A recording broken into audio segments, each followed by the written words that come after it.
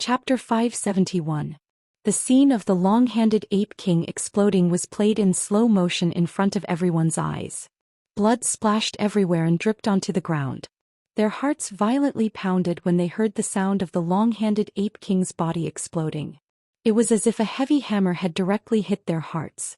They were afraid that this scene would be engraved in the deepest part of their hearts for the rest of their lives. Of course, that includes Fei Fei, Sylph, Bingling and Bishi. Flandre-chan, on the other hand, acted like she just did something insignificant. She patted her hands and looked at Wu Yan with a happy smile on her face. Flandre-chan drew a beautiful arc in the air and landed in front of Wu Yan. She didn't slow down at all and jumped into Wu Yan's arms. She clung onto his body like an octopus and rubbed her head against Wu Yan's chest. "Big brother." Flandre-chan's face lit up with joy. "This is so fun." Wu Yan's lips twitched. He lamented inside. A level 83 demonic beast is just fun in Flandre-chan's eyes. As expected of Gensokyo village, a place filled with perverts, she's known as the demon beast sister. Wu Yan stroked Flandre-chan's light yellow hair and said softly, "As long as you're happy." "Hey big brother." Flandre-chan's eyes flashed with hope. "Are there a lot of fun toys here?" Wu Yan almost fell to the ground when he heard that. He bitterly smiled and shook his head. "Well, I don't know. Like you, this is my first time here. I usually wander around the outskirts." "Oh." Flandre-chan nodded. She didn't really understand Wu Yan's explanation. Wu Yan sighed helplessly and patted her on the back. He exchanged a smile with Mikoto and led the three girls towards Chuju and the others. "Flandre-chan." Kinuhata-sai was the first to jump out. She shouted excitedly. "You're super strong. That was such a terrifying demonic beast and you took care of it in one go." Flandre-chan's face blushed when she heard Kinuhata-sai's praise. She bashfully buried her head in Wu Yan's chest. "She's actually shy, but she's still very cute. Of course, in the eyes of Wu Yan and co she might be cute, but in the eyes of Fei Fei and co that's not the case. No matter how cute this little girl is, they don't dare to treat her like a child anymore." "Yen." Fei Fei took a few steps forward. She looked at Flandre-chan and sighed. "Now I finally know why you were so confident in bringing Flandre-chan into the behemoth forest." Fei Fei rolled her eyes at Wu Yan. "You've really hidden it well." Wu Yan shrugged with a smile. "At this point, the more he tries to explain, the more troublesome it will be. You might as well not try to explain anything." Bingling and Bishi sneakily stared at Flandre-chan. They're trying to figure out how she can hide such a terrifying power in her tiny body. However, they don't dare to be like Fei Fei and mix with Wu Yan and the others. They're not familiar with Wu Yan and the others, but more importantly Flandre-chan. Flandre-chan is an existence that can crush a tier 9 demonic beast into dust with a flip of her hand. In the eyes of the elite expedition team, Flandre-chan was an existence even stronger than the Thunder Monarch. Their eyes were filled with fear as they looked at Flandre-chan. Flandre-chan noticed the fear in the eyes of the expedition members. She frowned and she tightened her grip on Wu Yan's shirt.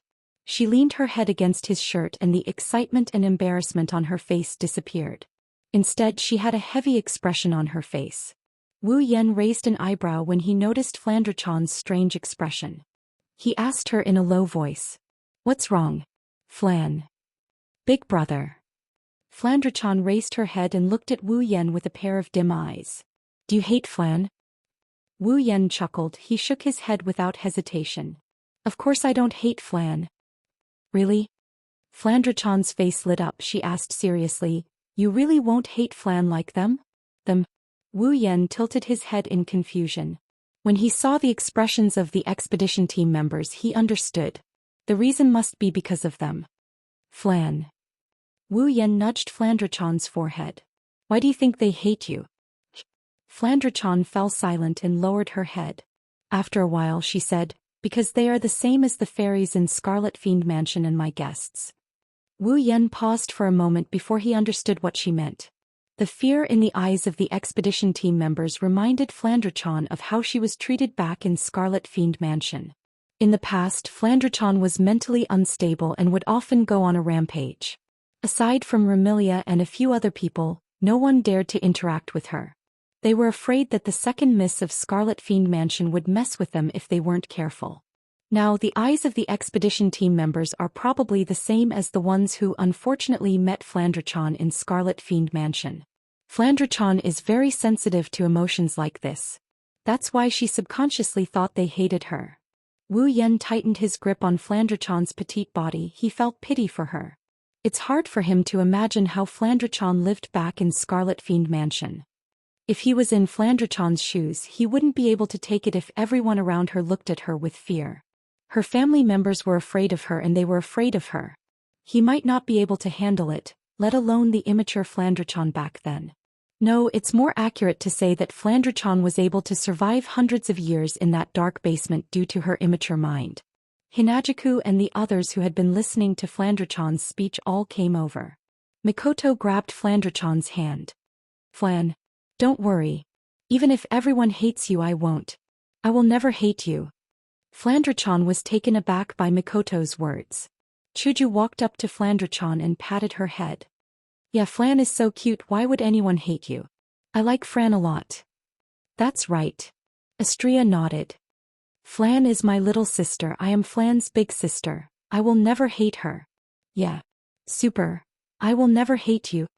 Kinuhada Sai, Frenda, and Takitsubu Riku said in unison. Shokuhu Misaki smiled faintly and rubbed Flandrachon's head. Even Ikaros walked up to Flandrachon and helped her fix her bangs, conveying her thoughts. Flandrachon looked at the girls around her in a daze. When she saw the doting smiles on their faces, her red eyes started tearing up. As it turned out, there were already so many people around Flan who cared about her. Wu Yan smiled when he saw Flandrachon's expression. See, you're not worried anymore, right? Flandrachon wiped away her tears and she nodded. She snuggled her head against Wu Yan's chest and she mumbled something while rubbing her head against his chest. Oni-chan, Flandrachon likes you guys so much, please don't leave me. Wu Yan and the girls looked at each other before looking at Flandrachon. We will be together forever. Forever. Flandrachon smiled happily. Chapter 572. In a certain corner of the behemoth forest, there's an area that's completely flat. There aren't any trees or weeds in sight, there's only a wide rocky plain. A gentle breeze blew through the area, stirring up some dust. No one would have thought that this place used to be filled with trees and greenery. Not far from the flat land, there was an undulating hill-like terrain with fruit trees and streams. Fortunately, this place wasn't affected by the battle. It wasn't razed to the ground like the terrain not far from here. Moreover, the natives of this place were all killed, including the local landlord, the long-handed ape king. Therefore, the group of more than 100 people who had finished their battle chose this place as their resting place for the night. It would be a waste if they didn't use such a good environment as their resting place. This place used to be the territory of the Long-Arm Ape King. It was located in the depths of the giant beasts forest. Generally, there were very few magic beasts living here. Even if there were some magic beasts, they wouldn't be able to attract the attention of the owner of the territory. For example, some magic beasts at the peak of the 7th rank and 8th rank wouldn't easily appear in the territory of a 9th rank magic beast. There was no need to mention class 9 magical beasts. Once they appeared, the owner of the territory would definitely treat them as an intruder and would not hesitate to wage war against them. As a result, it was very unlikely for other class 9 magical beasts to appear in a territory other than the owner of the territory, unless they wanted to fight for the territory. That's why Wu Yan's group of 10 and the 100+ members of the elite scouting party didn't hesitate to occupy this advantageous terrain. They don't care if any rank 9 demonic beasts noticed that something happened to the lord of the area and came to fight for the territory. They're only staying here for one night anyway. Due to the presence of the fruit trees, this place isn't suitable for everyone to set up their tents together like the previous hill. The elite scouting party can only set up their tents in a circle. Then they set up the tents of Fei Fei, Sylph, Bingling, Bishi and Wu Yan's group in the middle of the circle. They're not too far away from each other, so if something happens during the night, they can take care of it in time. Now Wu Yan's group is enjoying the same treatment as Fei Fei's group. The elite scouting party no longer has any objections. It can be said that if it weren't for Wu Yan's group's performance today, they wouldn't have been able to deal with the long-handed apes even if they could handle the rank 7 and 8 demonic beasts along the way. Moreover, there are 4 rank 8 demonic beasts among the 10 of them. In terms of strength, they're definitely stronger than the elite scouting party. It's all thanks to these people that they were able to avoid a calamity today. If they want to complete the mission successfully, Wu Yan's group's strength is indispensable. Of course, the most important thing is that there's one more person among the 10 that they can't ignore no matter what. A rank 9 powerhouse. No, to be more precise, it's a super powerhouse that can kill a rank 9 demonic beast with a wave of her hand. It would be strange if such a powerful group didn't receive such treatment. Moreover, the other 5 are also powerful individuals of different levels. At the very least, they're much stronger than the 100 of them. They're not much weaker than the 3 peak rank 7 demonic beasts.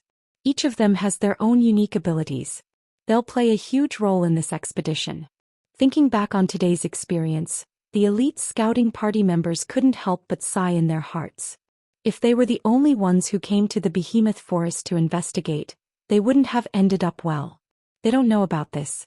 Feifei, Sylph, Bingling, and Bishi are the pillars of their respective families' younger generation.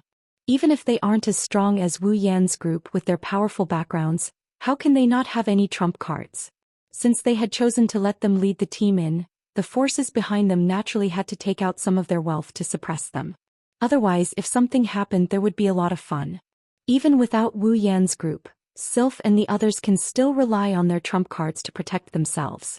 For example, Feifei's trump card is Wu Yan's group.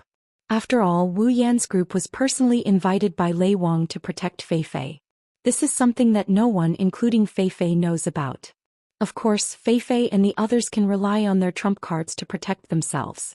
The same can't be said for the other members of the scouting party. It's not like they're wrong. They're at a loss. It's only been a day since they entered the behemoth forest and they already encountered a rank 9 magical beast.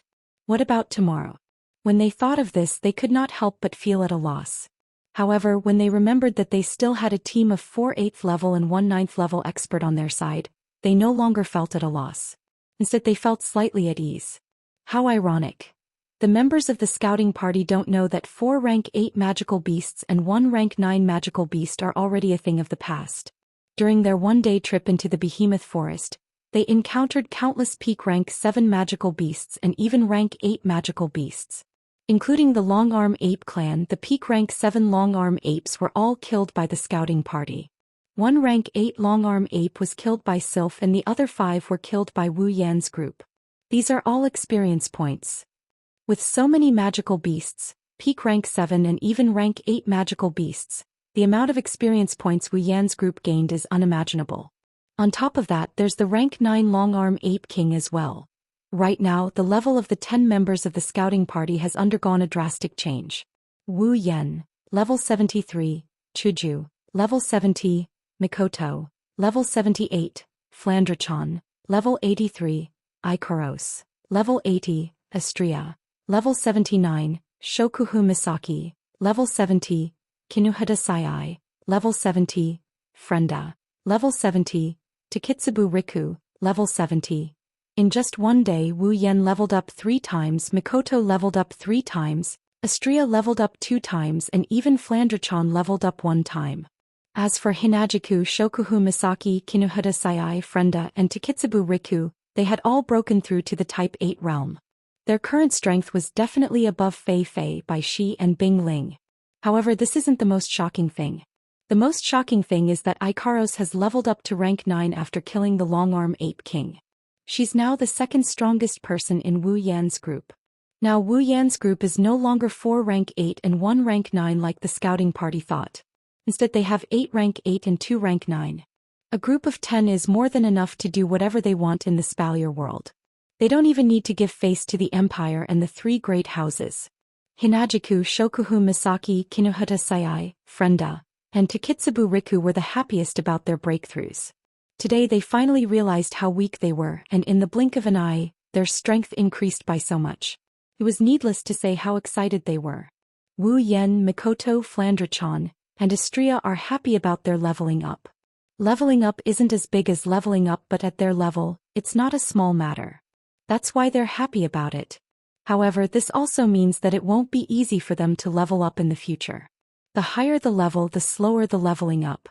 Once they reach rank 9, they'll probably be crawling like a tortoise. What's strange is, while everyone is immersed in the joy of getting stronger, Ikaros on the other hand is a little gloomy. Chapter 573. Nighttime inside a tent. Icarus was half kneeling on top of a blanket with her head lowered. She was touching her chest with one hand. Her indigo eyes were filled with melancholy. She looked so pitiful and pitiful. You can't help but want to hug her and comfort her. Angeloids don't dream, they don't even sleep. Icarus and Astrea would spend the night in their own resting place. They would spend the night in silence. That's why Chuju, Mikoto, and the others would drag Icarus and Astrea to sleep in the same room so that they wouldn't feel lonely in the dark. Even if they didn't sleep in the end, they would still be the ones watching them sleep. Fortunately, Icarus and Astrea didn't feel sad about this. They might have felt a little sad in the past, but now, whenever they feel sad at night, they would sneak over to Wu Yan's side and watch him sleep until dawn. This kind of thing might be boring, but Icarus and Astrea are very satisfied with it. To them, being able to watch the most important person in their lives sleep for countless nights is a kind of happiness that is hard to come by.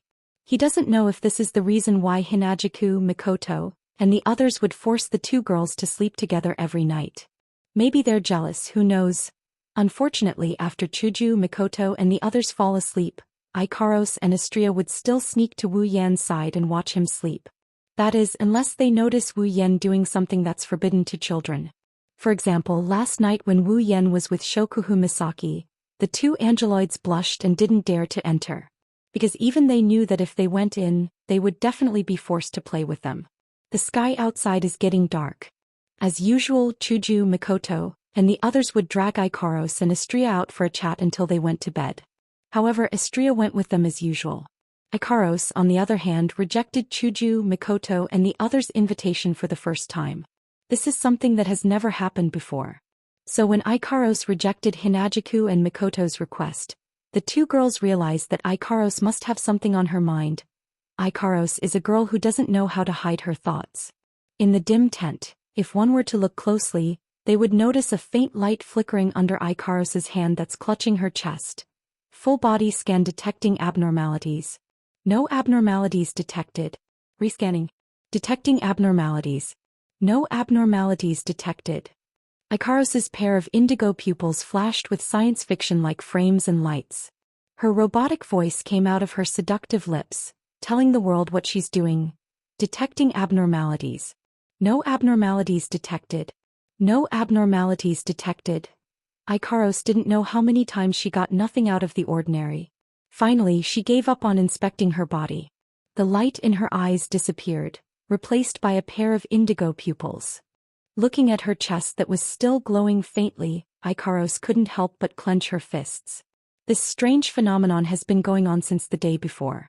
It's because Icarus noticed the abnormality in her body that she rejected Hinajiku and the others' invitation. She hid in the tent alone, trying to find out what's wrong with her body. But the result was that nothing was wrong. Her body was glowing for no reason, but nothing happened. How is this possible?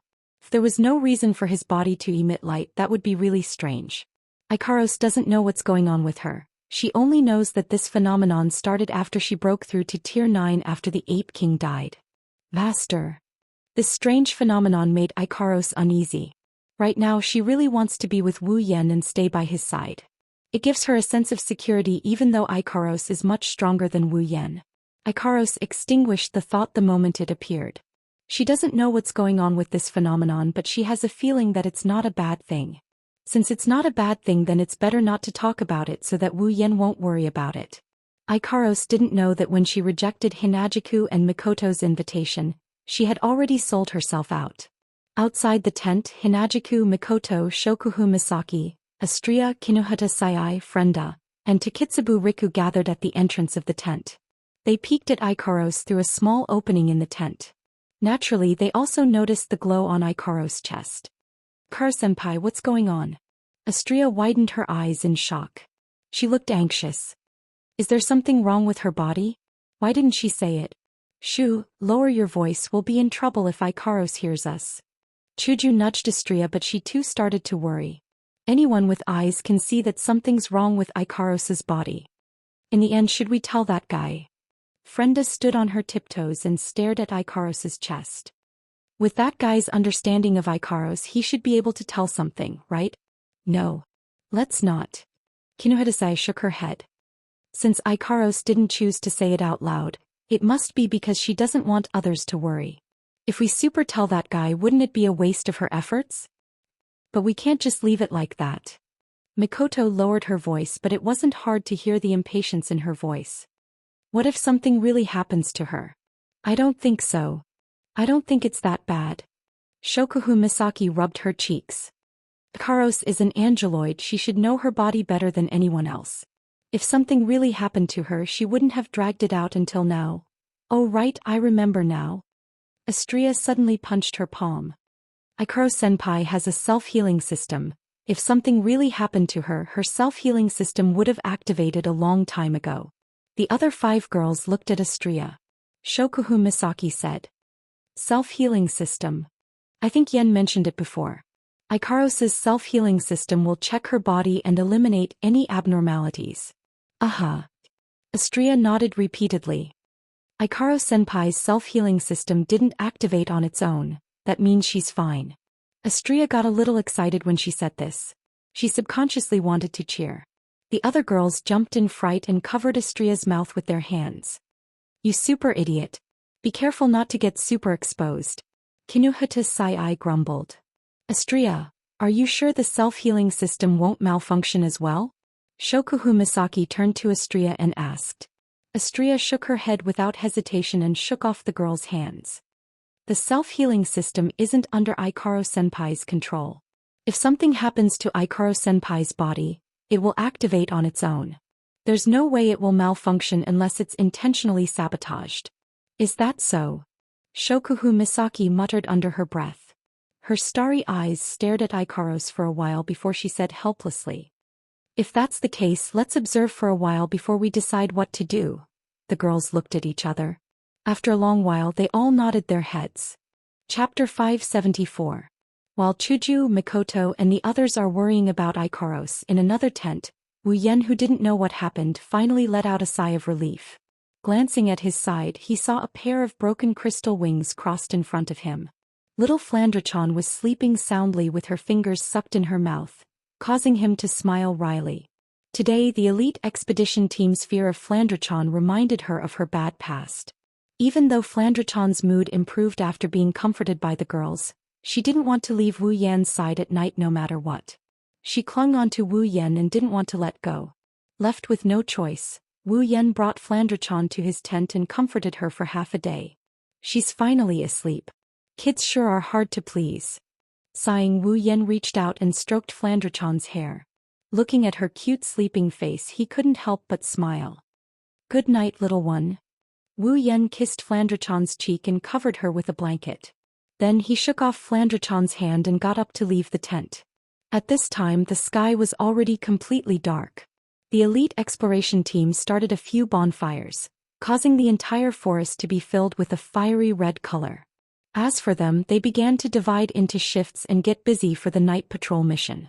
Of course, there were also some who were roasting some meat over the bonfire or picking fruits from the fruit trees, preparing for dinner. Standing in the center of the encirclement of tents, Wu Yan surveyed his surroundings. From here he could clearly see that not far away from him, there is a wall of light that looks like glass that encircles this area. That was a defensive barrier set up by the mages. It was meant to block the magical beasts when they appeared and allow them to react. In addition, it also had the function of soundproofing, concealing and so on. It would not attract unnecessary trouble due to the bright bonfire and the sound of everyone's conversation. All in all, the elite expedition team did a pretty good job in this aspect.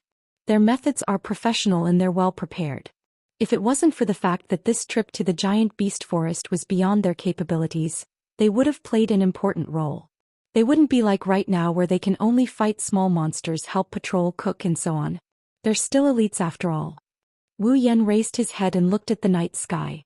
His wine-red eyes shone with a strange light. His black robe fluttered in the wind, his short hair fluttered in the wind. His entire body blended in with the night sky. If anyone were to see this scene, they'd be shocked. Because at this moment, Wu Yan gives off the feeling that he's the king of the night. He's born to live in the night. His entire body is filled with a strange charm that makes people intoxicated. The night sky in the behemoth forest is especially bright. Specks of starlight adorn the dark sky. Between the twinkling and blinking, it moves the hearts of those who watch. Unfortunately, it's unknown if it's because of the surrounding trees. This beautiful night sky is missing an intoxicating bright moon. In Wu Yan's eyes, the stars in the sky form 4 patterns. They're like constellations, interconnected and particularly enchanting. Those 4 patterns are 4 exquisite and beautiful faces. Kotori, Kurumi, Toka, Yoshino. Looking at those 4 beautiful faces, the longing in his heart seemed to have a reaction. It moved along with the stars in the sky, constantly tugging at Wu Yan's heart. When he woke up, Wu Yan couldn't help but laugh mockingly. He's really a fickle person. In the date battle world he missed Chuju, Mikoto and the others. Now that he's back in the Spalier world, he's starting to miss other girls. It's not until now that he realized how many ties he has tied himself down. Speaking of which, he would always have this kind of discovery every time he wakes up in the dead of night. Is this what they call loneliness and emptiness? Thinking of this, Wu Yan immediately shook his head. He cursed in his heart. Lonely and emptiness? I have so many beautiful and cute wives around me, what's there to be lonely and empty about? Or is this the so-called eating from the bowl and looking at the pot? No, impossible. I'm so devoted, how can I eat from the bowl and look at the pot? That's what he's thinking, but Wu Yan's expression is getting more and more guilty. His shameful self-consolation is mercilessly broken. He sighed and looked up at the night sky. No matter what, it's a fact that he misses Kotori and the others. As the longing in his heart burst forth, Wu Yan's eyes started to flicker with hesitation. He has an urge to summon Kotori and the others. But when Wu Yan really wants to summon them, he's troubled. His summoning points aren't enough to summon Kotori, Kurumi, Toka and Yoshino. If he really wants to summon them, who should he summon first? For a while Wu Yan was stuck in a dilemma about who to summon. He didn't even notice that there were a few more people behind him. Chuju, Mikoto and Shokuhu Misaki looked at each other. They saw Wu Yan's troubled expression. He didn't notice them at all. They couldn't help but feel curious. He didn't even notice that there were people approaching him. This Tier 8 sure is incompetent.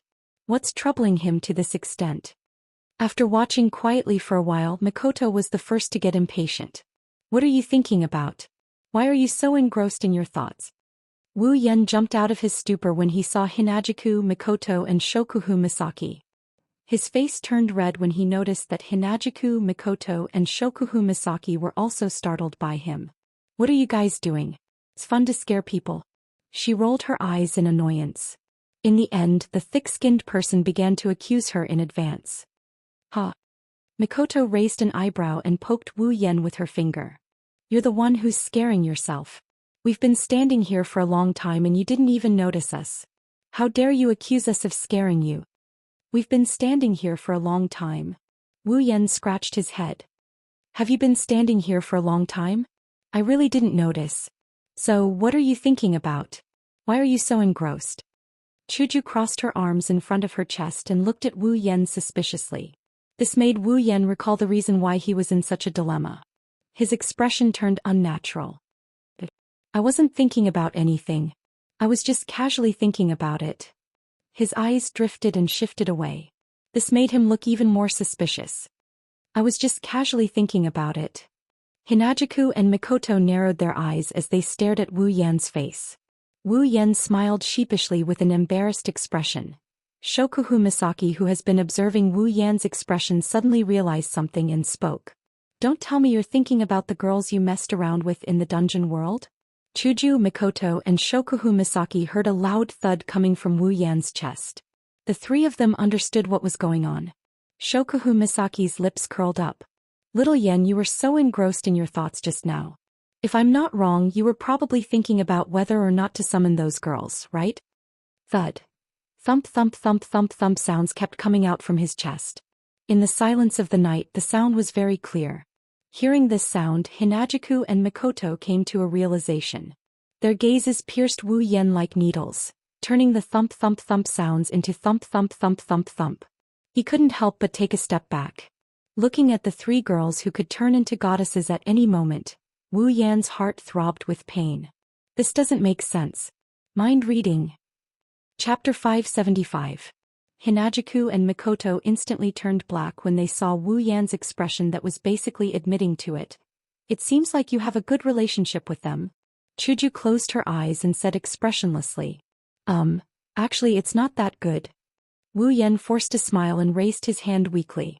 It's best to avoid Kaishisama's sharp edge for now.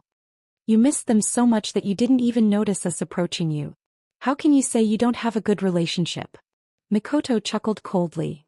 Tell me, what do those girls look like that you're so engrossed in your thoughts? They must be prettier than us. Actually they're not that pretty. Wu Yan wanted to wipe his forehead to see how much sweat he's sweating. He's sure that his back is completely soaked. They're not pretty? Shokuhu Misaki looked at Wu Yan with a smile that doesn't look like a smile. Tell me which of the girls you've taken a fancy to are slightly ugly. Actually they're not just slightly ugly. What did you say?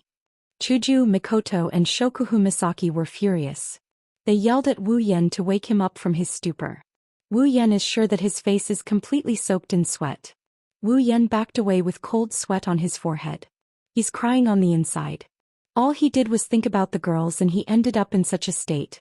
If he really did summon them, wouldn't his backyard be on fire? Calm down. Calm down. Wu Yan pushed his hands forward. He forced a smile on his face but his heart was bleeding. Every inch of his backyard is an inch of blood. This is the first time he's experiencing this feeling. Wu Yan pursed his lips and looked at Shokuhu Misaki with hatred. It's all because of this damned Queen Sama. It seems like she didn't learn enough from last night's lesson. Shokuhu Misaki felt her head go numb. She instantly remembered how the man in front of her played with her last night. Like a bucket of cold water, she poured it all over Shokuhu Misaki's body. The anger in her heart was extinguished, and all that was left was fear and trepidation. He won't come looking for her again tonight, will he? Shokuhu Misaki's heart started pounding when she thought of this. Last night Wu Yan put her in all sorts of positions and taught her a lesson. She can still remember that scene if she were to go through it again. Shokuhu Misaki shuddered. The more she thought about it, the more she felt that it's possible. Shokuhu Misaki rolled her eyes and pretended to be cold. She snorted and said in a mysterious tone, "Forget it. Since it's already happened, there's no point in talking about it. Think about how you're going to deal with this." Hinajuku and Mikoto looked at Shokuhu Misaki strangely. Since when did this woman become so kind and easy to talk to? But after thinking about it, the two girls felt that Shokuhu Misaki's words made sense. Since it's already happened, there's no point in talking about it. The most important thing right now is to see how Wu Yan will react. But why do I feel like something's not right? Plus, I don't want to give up. Chuju and Mikoto looked at each other and smiled bitterly. They felt that something was off, but they still looked at Wu Yan like Shokuhu Misaki did. Wu Yan was stunned. Looking at the three girls who suddenly compromised, he couldn't help but get excited. So, you're not against me summoning them? Chuju, Mikoto and Shokuhu Misaki felt sour when they saw how excited Wu Yan was. They snorted and turned their heads away. Out of sight, out of mind. Shokuhu Misaki sighed. Whether we agree or not is secondary. The problem is that you have to promise us that we'll get along well. You don't want us to fight, right? No. Absolutely not. Wu Yan shook his head like a drum. They're all nice girls and their personalities are similar to yours. I'm sure you'll get along well. Are you sure? Mikoto said with a hint of annoyance. What will you do if there's a conflict between us? Will you side with us or with them? Chuju didn't mince her words. They're still uncomfortable with the idea of someone joining their big family. They're more or less going to want to compete with them. Let me put it this way. Wu Yan lowered his head and thought for a bit before he continued. One of them is called Kodori. She has a dual personality. One of them is a cheerful girl. She's as obedient as the girl next door. The other one is a bit nasty, but overall she's just a tsundere. The last one is called Kurumi. Her personality is that of a noble lady. She had some issues with her in the past, but they're mostly resolved now. As for the remaining two, one is a little girl around 11 or 12 years old and the other, you can treat her as the second Istria. Do you understand now? Tsundere. Bowie. Foodie. Mikoto chuckled coldly. You're such a philanthropist, Wu Yan dryly laughed before continuing. Mikoto, these words coming out of your mouth don't just sound out of place. Chuju frowned, but she nodded reluctantly. If it's as you say, then she's not that hard to get along with. Isn't that right? Isn't that right? Wu Yan said with a smile. He didn't even try to hide the fact that he's about to howl at the sky. Things seem to be going well for him. Noble lady? Shokuhu Misaki diverted her attention to something else. She had an amused smile on her face. She is the only one who is 100% well-mannered among the girls. She seems to be very interested in this noble lady, that Wu Yan referred to as a noble lady. Kurumi? Well, I'm looking forward to it. I'm looking forward to it too. Chuju and Mikoto said at the same time as they clenched their fists. We have to let them know who's the real boss here. Wu Yan's eyebrows twitched as he listened to the three women's words. His mouth twitched as his mind flipped 1,000 times. I told you to get along with each other, not to kill each other. Wake up. Chuju, Mikoto, and Shokuhu Misaki were stunned for a moment before they chuckled awkwardly. Following the resolution of this life event, the scene instantly fell into silence. The four of them looked at each other, their big eyes staring at each other, causing the atmosphere to become rather strange. I said. Mikoto's mouth twitched. Hurry up. Faster. Wu Yan flinched and looked at Mikoto in a daze. Hurry up what? Hurry up. Did you bring your head or not? Mikoto screamed. Didn't we decide to get along with each other? Why don't you summon them? Wu Yan was relieved to hear Mikoto's words, but he quickly smiled bitterly. Well, I have a problem that is neither too big nor too small. You still have a problem at this point? Hinajuku wanted nothing more than to bite this bastard to death. Are you going to tell me that there's more than 4 of them? No. Wu Yan quickly shook his head and explained. I don't have enough summoning points to summon all 4 of them. I was troubled by this problem and didn't know who to summon first. Ha! Chuju, Mikoto, and Shokuhu Misaki were speechless. You've been troubled by this for so long? Wu Yan nodded without hesitation. The moment he nodded, the 3 of them looked at him like he was an idiot. Wu Yan laughed dryly. Chapter 576. At this moment, an icy blue figure came out from a nearby tent. Just like when Wu Yan first came out, she looked around before looking up at the starry sky. Her robes fluttered in the wind and her icy blue hair fluttered in the wind. Unfortunately, she didn't receive any attention from the passers-by. She quietly enjoyed the tranquil atmosphere for a while. Not long after, a clamor was transmitted into her ears, causing her pretty eyebrows to knit together a little. Clearly, she was extremely unhappy that she had been disturbed. However, when she turned her head and saw the owner of the voice, the dissatisfaction on her brows immediately froze. Then it disappeared and was replaced by a somewhat strange expression. There was curiosity, doubt, and hesitation. She stared at the person in front of her for a long time before the hesitation in her eyes dissipated. She raised her feet and walked forward. Do you have to be so conflicted over something like this? You guys don't understand. No matter who is chosen, no one is good. Who knows if the others who weren't chosen will be in a bad mood because of this? Ha! I say, aren't you thinking too much? How could anyone care about such a small matter? Are you sure? What if it was you? Would you be upset if I didn't pick you? Yes. I. Of course not. Can you please look into my eyes when you speak? Thank you. Why do you have so much to say? Why are you hesitating? Are you still a man? Hey. I can't pretend that I didn't hear what you said. Do I need to prove whether I'm a man or not? Haven't you experienced it yourself? Shut up. You shut up. X3 The person stopped for a moment. Her icy blue eyes showed signs of hesitation. However, she wasn't hesitating about whether she should come over. She was hesitating about whether she should run away. Wu Yan, Hinajuku, Mikoto, and Shokuhu Misaki, who were in the middle of their conversation, noticed someone approaching them. They turned around and they froze when they saw who it was. Sylph. Mikoto was surprised to see Sylph standing not too far away. She rubbed her eyes and after confirming the identity of the visitor, she couldn't help but make a fuss. But when she thought about it, it's not that strange.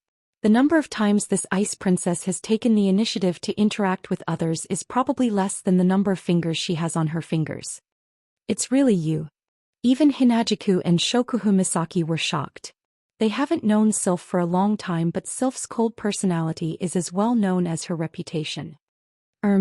Good evening. Wu Yan held it in for a long time before he finally managed to squeeze out this sentence. Hinajuku and the other girls looked at him with disdain.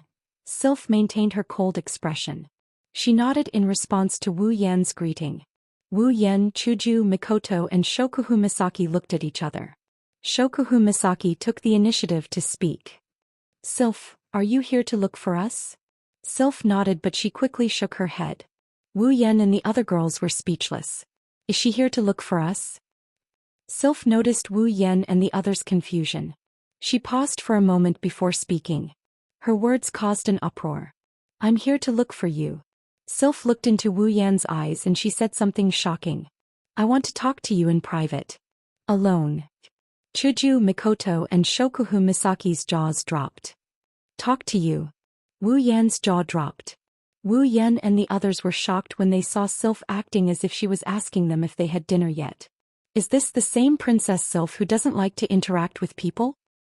Could it be an imposter? The four of them had the same thought at the same time. Of course, this thought only lasted for a moment before it was tossed aside by the four of them. They turned their attention to the main point. Talk to him. Chuju, Mikoto and Shokuhu Misaki looked at Wu Yan with murderous intent. Talk to him alone? The murderous intent enveloped Wu Yan.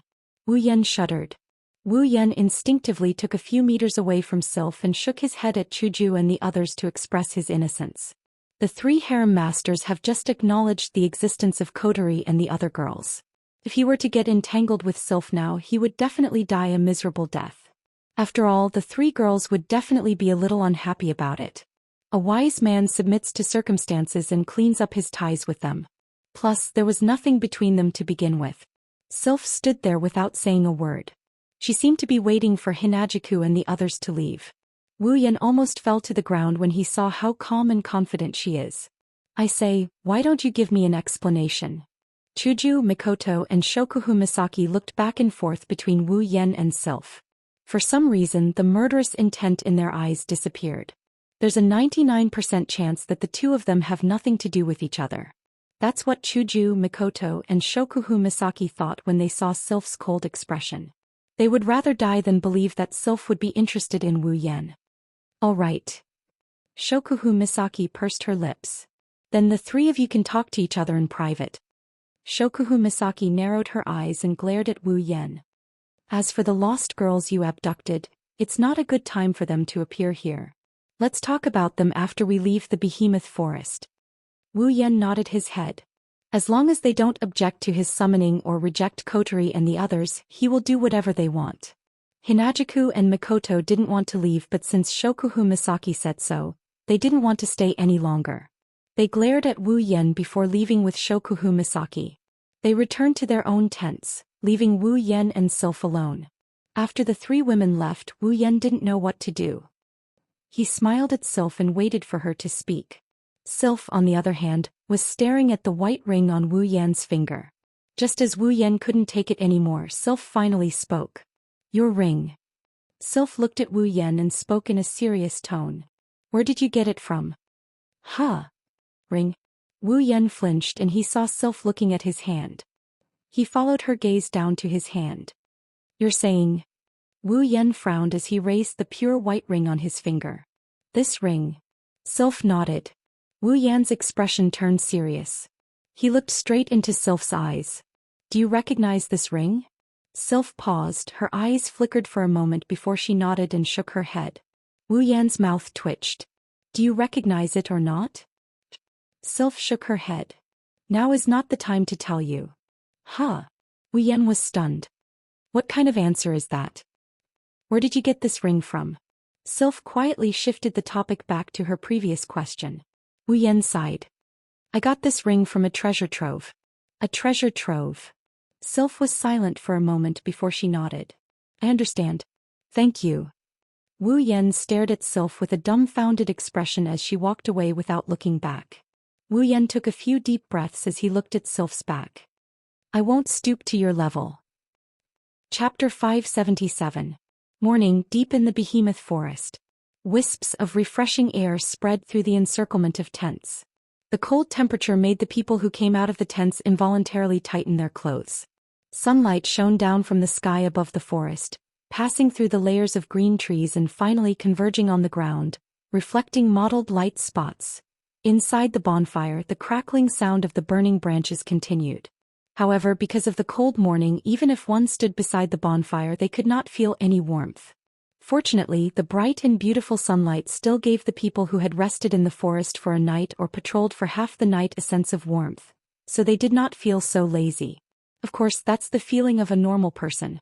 For those who are born abnormal, no matter how good the weather is in the morning, they'll always feel like they can't get enough sleep. After a while, Wu Yan finally got up from his bed with Flandrachon's help. He yawned as he carried Flandrachon out of his tent. That lazy look on his face would have infected anyone who saw it. I say, can't you be a little more energetic in the morning? Mikoto put her hands on her hips, her smooth thighs swayed back and forth a few times, sparkling under the sunlight. Seeing this, Wu Yan perked up a bit, his eyelids couldn't help but stare at those thighs for a bit before retracting them. You guys don't understand. Sleeping in the morning is such a blissful thing. That's only possible when we're in a warm bed. Hinajuku pursed her lips in annoyance. In the forest, in a tent, on a blanket, you can sleep so comfortably. Blissful isn't enough to describe it. You're just lazy. No, you're wrong about me. No, you've been seen through by others for a long time. No one can blame you. Too bad I don't have a warm pillow by my side. If only I had a nice person to accompany me. Don't change the topic. Also, didn't Flandrachon sleep with you the whole night? Ikaros, you'll have to sleep with me next time. Yes, master. You're blushing, how cute. Don't go too far. Don't ignore me. While Wu Yan and the girls were chatting away, the others had already finished their preparations and were just waiting to depart. As for breakfast, Wu Yan had already finished his breakfast. Even the girls had already eaten, the only one who hasn't eaten yet is Wu Yan. Yan, are you guys ready? Feifei, Sylph, Bingling and Bishi walked up to Wu Yan's group. Feifei asked. If this was before, Feifei and the others would respect Wu Yan's opinion, but they wouldn't ask in front of their subordinates. After all, they are the leader and Wu Yan and the others are outsiders. Now, however, no one would ignore Wu Yan's opinion. Wu Yan also noticed this. He took a deep look at the expedition party behind Feifei and nodded. All right, let's go. Okay. Feifei nodded. She exchanged glances with Sylph, Bingling and Bishi before waving her hand. Let's go. After Feifei and the others gave the order, the magicians quickly walked out of the group and removed the barrier that they had been working on for the entire night. The same forest once again appeared before everyone's eyes. The group of more than 100 people gathered together and carefully walked towards the center of the behemoth forest. After yesterday's lesson, everyone no longer dared to wander around the giant beast's forest brazenly. After walking a certain distance, Feifei and the other three would stop and study the surrounding terrain with their subordinates to see if they had accidentally entered the territory of a Class 9 magical beast. They didn't want to experience yesterday's frightening battle again. Actually, it was quite easy to identify if he had barged into the territory of a Class 9 magical beast. That was because in the territory of a Class 9 magical beast, it was very difficult for other types of magical beasts to appear except for some of the magical beast's offspring. After all, it was its territory. How could it allow other magical beasts to enter? Even if there are, it's usually just a few unimportant monsters like peak Class 7 monsters or Class 8 monsters. Therefore, as long as the appearance of magical beasts in a place became sparse, and the level of the magical beasts was not very high, and the same type of magical beast appeared frequently, then this place would most likely be the territory of a 9th grade magical beast. However, there are also cases like yesterday where the entire tribe gathered together because they found a good place to live. Yesterday, the reason why they didn't discover that it was the territory of the Ape King was because the Ape Kings were all living together, causing the species of magical beasts they encountered along the way to be very irregular. Although the level of the magical beasts was a bit low, the group didn't have much suspicion. In the end, tragedy. Fortunately, Wu Yan's group came with them this time. Otherwise, aside from Feifei, Sylph, Bingling and Bishi who have some trump cards to protect themselves, no one else would have survived. They walked with extreme caution and got closer to the center of the behemoth forest. Strangely enough, they haven't encountered a single monster since morning. This situation is a little strange.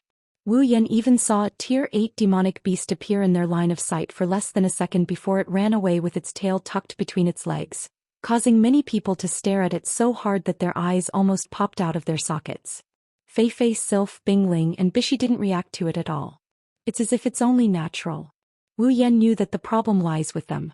After handing Flandre-chan to Chuju, Wu Yan walked up to Fei Fei and asked, "How did you do it?" Fei Fei smiled faintly. "I knew I couldn't hide it from you." Wu Yan rolled his eyes. Everyone else would be shocked to see this, but the four of them were the only ones who remained calm. Even a ghost would know that they were the ones behind this. Fei Fei took out a small pouch and waved it in front of Wu Yan. Wu Yan frowned and asked in surprise, "The problem lies with this?" "Yes." Fei Fei nodded and straightened her back. "This pouch contains the blood of the long-armed ape king from yesterday." "The blood of the long-armed ape king?" Fei Fei grinned. "You still don't understand? For normal magical beasts, a 9th rank magical beast is their natural enemy." Wu Yan blinked when he heard Fei Fei's words. He looked at the pouch and had an idea. Could it be that those magical beasts can sense the presence inside? That's right. Fei Fei mischievously weighed the small bag in her hand and smiled. "We put the blood of the long-handed ape king inside the bag and carried it with us. Naturally, some of the long-handed ape king's aura will appear on our bodies. Ordinary people won't be able to feel this aura, but magic beasts that have lived in the giant beasts forest for a long time will certainly be able to sense it." Those magical beasts didn't see the real person, but they sensed the presence. They will subconsciously think that a 9th rank magical beast is here, so they all ran away. We won't have as much trouble as before. This. Wu Yan shook his head and laughed. "To think that you can think of such a method. Aren't you afraid of provoking trouble? If a Class 9 magical beast appeared nearby and sensed the aura of the long-handed ape king, it wouldn't take the initiative to avoid it. Instead, it would directly come to its door." "You don't have to worry about that," Fei Fei said. "Normally, 9th rank magical beasts won't leave their territory. Besides, don't we have you guys?" Wu Yan was speechless. Chapter 578. As it turns out, Fei Fei and the other three's idea was pretty good. They didn't encounter any demonic beasts that tried to stop them. Even if they did, they would just peek their heads out and run away before they could even see who it was. Today was the smoothest and most peaceful day they've had since they entered the behemoth forest. The expedition party was overjoyed by the smoothness of their journey. Everyone felt more relaxed than ever. After all, yesterday's journey brought them to the brink of death a few times. They were worried about today's journey, worried that they might lose their lives. Who would have thought that today's journey would go so smoothly? Their mood changed from being on edge to being relaxed. The sudden change in mood made the expedition party feel a little tired. However, this didn't stop them from being in high spirits. Instead, they quickened their pace, trying to reach the center of the behemoth forest as soon as possible to complete their mission. To be honest, other than Fei Fei and Sylph, the rest of the expedition party didn't want to stay in the behemoth forest any longer.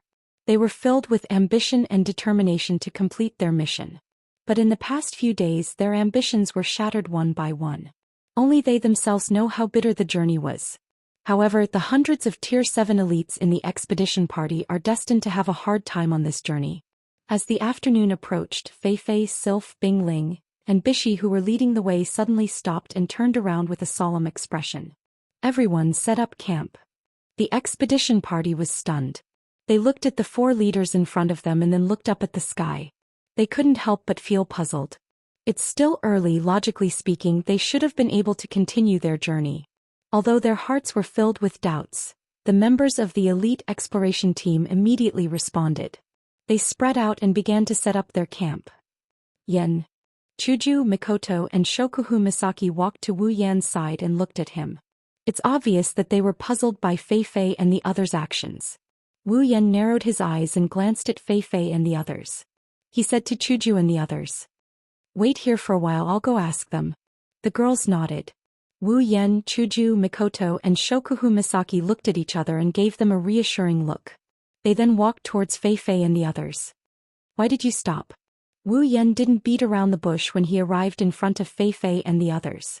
Fei Fei looked at Sylph and the others before taking a step forward. "Even if you didn't come over to ask, we would have told you the reason later. After all, we can't do without your help." Fei Fei lowered her head and paused for a moment. She turned around and whispered into Wu Yan's ears. However, the content of her words made Wu Yan perk up. His doubts were instantly dispelled. "According to the map, we should be at the center of the behemoth forest. So, it's right in front." Wu Yan followed Fei Fei's gaze and looked ahead. If Lei Wang and the other Tier 9 powerhouses are right and a demigod beast king is about to be born, they will have to face it soon. It has been almost a year since he came to the Spalier world, including the time he spent in the instance dungeons. In this 1 year he went from a useless otaku to a powerhouse. He might not be at the peak, but he is more than capable of standing out in the Spalier world. However, this is his first time facing a demigod beast. He hasn't even reached Tier 9 yet, and he's about to face a demigod, the strongest existence in the Spalier world. His feelings are indescribably complicated. What do you all plan to do next? Wu Yan calmed himself down and looked at Fei Fei and the others. They are the ones in charge of this mission, not him. He's only here as a bodyguard. It's up to Fei Fei to decide what to do next. Fei Fei, Sylph, Bingling, and Bishi lowered their heads and muttered to themselves. Fei Fei took the lead and told Wu Yan her plan. Yan, as you know, our mission this time is to go to the center of the behemoth forest. We're going to investigate if the abnormal behavior of the demonic beasts is due to the birth of the Beast King. Now that the center of the behemoth forest is right in front of us, it's no longer suitable for our subordinates to follow us. Wu Yan nodded in understanding. Indeed, the demonic beasts that live in the center of the behemoth forest are the strongest in the entire behemoth forest. They are at least Tier 9 existences. At this point, the use of the elite exploration team was almost non-existent.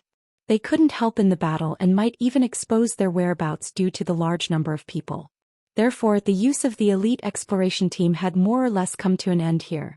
Speaking of which, the elite expedition team is quite pitiful. Originally, they were there to help Fei Fei, Sylph, and the others deal with low-tier demonic beasts. When they encounter high-tier demonic beasts, they can use their numbers to stall for time. In the end, because of Wu Yan's group, the elite expedition team has been reduced to mere bystanders. Other than helping Wu Yan, Fei Fei, and the others with odd jobs and cooking, they only played a small role in dealing with the long-arm apes. It's quite pitiful. But because of this, other than a few deaths due to carelessness in the beginning, the rest of the elite expedition team has been living in fear for their lives. If it wasn't for Wu Yan's group, they don't even know if 10 of them would be able to survive. Compared to their own lives, even if they knew about it, they would rather be a bystander and would not have much complaints. This time, Fei Fei looked around and said, "The few of us will follow you into the heart of the behemoth forest to scout out the situation." 14 people? Wu Yan smiled bitterly. That's not a small number. What's wrong? Fei Fei frowned as she looked at Wu Yan's face.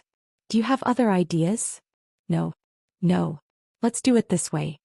Wu Yan smiled, but he sighed in his heart. If possible, Wu Yan doesn't want Fei Fei, Bingling, and Bishi to follow them into the heart of the forest.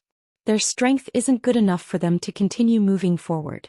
Wu Yan knew that if he said it out loud, not only would he make them unhappy, it would also have the opposite effect. As the leaders of this operation, even if they know the dangers ahead, Fei Fei and the other two wouldn't just let him wait here and do nothing. They are the leaders after all. Wu Yan turned around to look at Sylph. Sylph shook her head when she saw Wu Yan looking at her. It seems like she didn't approve of Fei Fei and the others going with them. However, she knew that persuading Fei Fei and the others wouldn't work. She's probably feeling helpless about this as well. After leaving Fei Fei and the others, Wu Yan returned to the women and explained everything to them. We're finally here.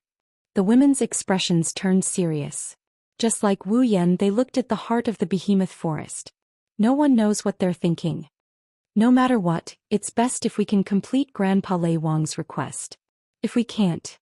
Wu Yan looked at the women and said seriously, "Remember, the most important thing is to ensure your own safety, understood?" The women looked at each other and nodded. Chapter 579. The expedition party has been kept in the dark about their trip to the behemoth forest. All they know is that they are here to investigate a very important matter. However, they don't know what it is. Lei Wang only told them that this is a secret mission. That's why when Fei Fei, Sylph, Bingling, and Bishi told them that their mission is to stay here and wait for them to return, the expedition party knew that the real mission is about to begin. Fei Fei and the others are going to carry it out. Of course, they wouldn't have any complaints. As part of a large family, they understood the basic principles. When it came to truly confidential matters, they had to do more, ask less, and even watch less. They already had this kind of awareness a long time ago. Therefore, the members of the elite exploration team only nodded and didn't say anything. Fei Fei, Sylph, Bingling, and Bishi gathered together with Wu Yen, Chuju, Mikoto, Shokuhu Misaki, Ikoros, Flandrachan, Astria, Kinuhata Sayai, Frenda, and Takitsubu Riku. I believe there's no need for me to explain just how dangerous it will be later. Fei Fei took a deep breath and looked around at everyone. Everyone, let's hope that we can complete this mission successfully. Everyone smiled at each other and nodded at Fei Fei. They looked at the camp behind them and walked into the heart of the behemoth forest. At this point, the bag containing the long-arm ape king's blood had already been taken by Fei Fei and the others. It was thrown into the camp for the elite exploration team to use. Basically, no one would enter the heart of the giant beast's forest. This was because the magic beasts here stood at the peak of the giant beast's forest. The center of the giant beast's forest wasn't that big. It was the smallest area in the entire giant beast's forest. It was much smaller than the inner regions. There weren't many magic beasts living here, but this small number of magic beasts was enough to make the center of the giant beast's forest a forbidden area. Even a rank 9 powerhouse would turn pale at the mention of this place. The demonic beasts living here are all Tier 9 demonic beasts. They are at the forefront of Tier 9 demonic beast. Rank 9 magical beasts were as rare as phoenix feathers and unicorn horns. However, in this place, they at least had the strength to suppress the rank 9 magical beasts in the inner regions. From this, one could imagine just how frightening the magical beasts here were. If they bring along the pouch containing the Ape King's blood, then the group of 14 will instantly become a hot commodity and attract all sorts of Tier 9 demonic beasts. Because the deeper you go into the behemoth forest, the higher the tier of demonic beasts. No one is willing to go into the heart of the forest. Therefore, after countless years of development, the number of Tier 9 demonic beasts here is definitely more than the number of Tier 9 demonic beasts. The lifespan of demonic beasts is much longer than that of humans. Even so, their chances of advancing to the next tier are much smaller. But once they reach the 9th tier, humans no longer dare to provoke them. After a long period of development, no matter how low the chances of advancing to the next tier is, there will inevitably be some accumulation. It's not surprising that there are more Tier 9 demonic beasts than Tier 9 humans.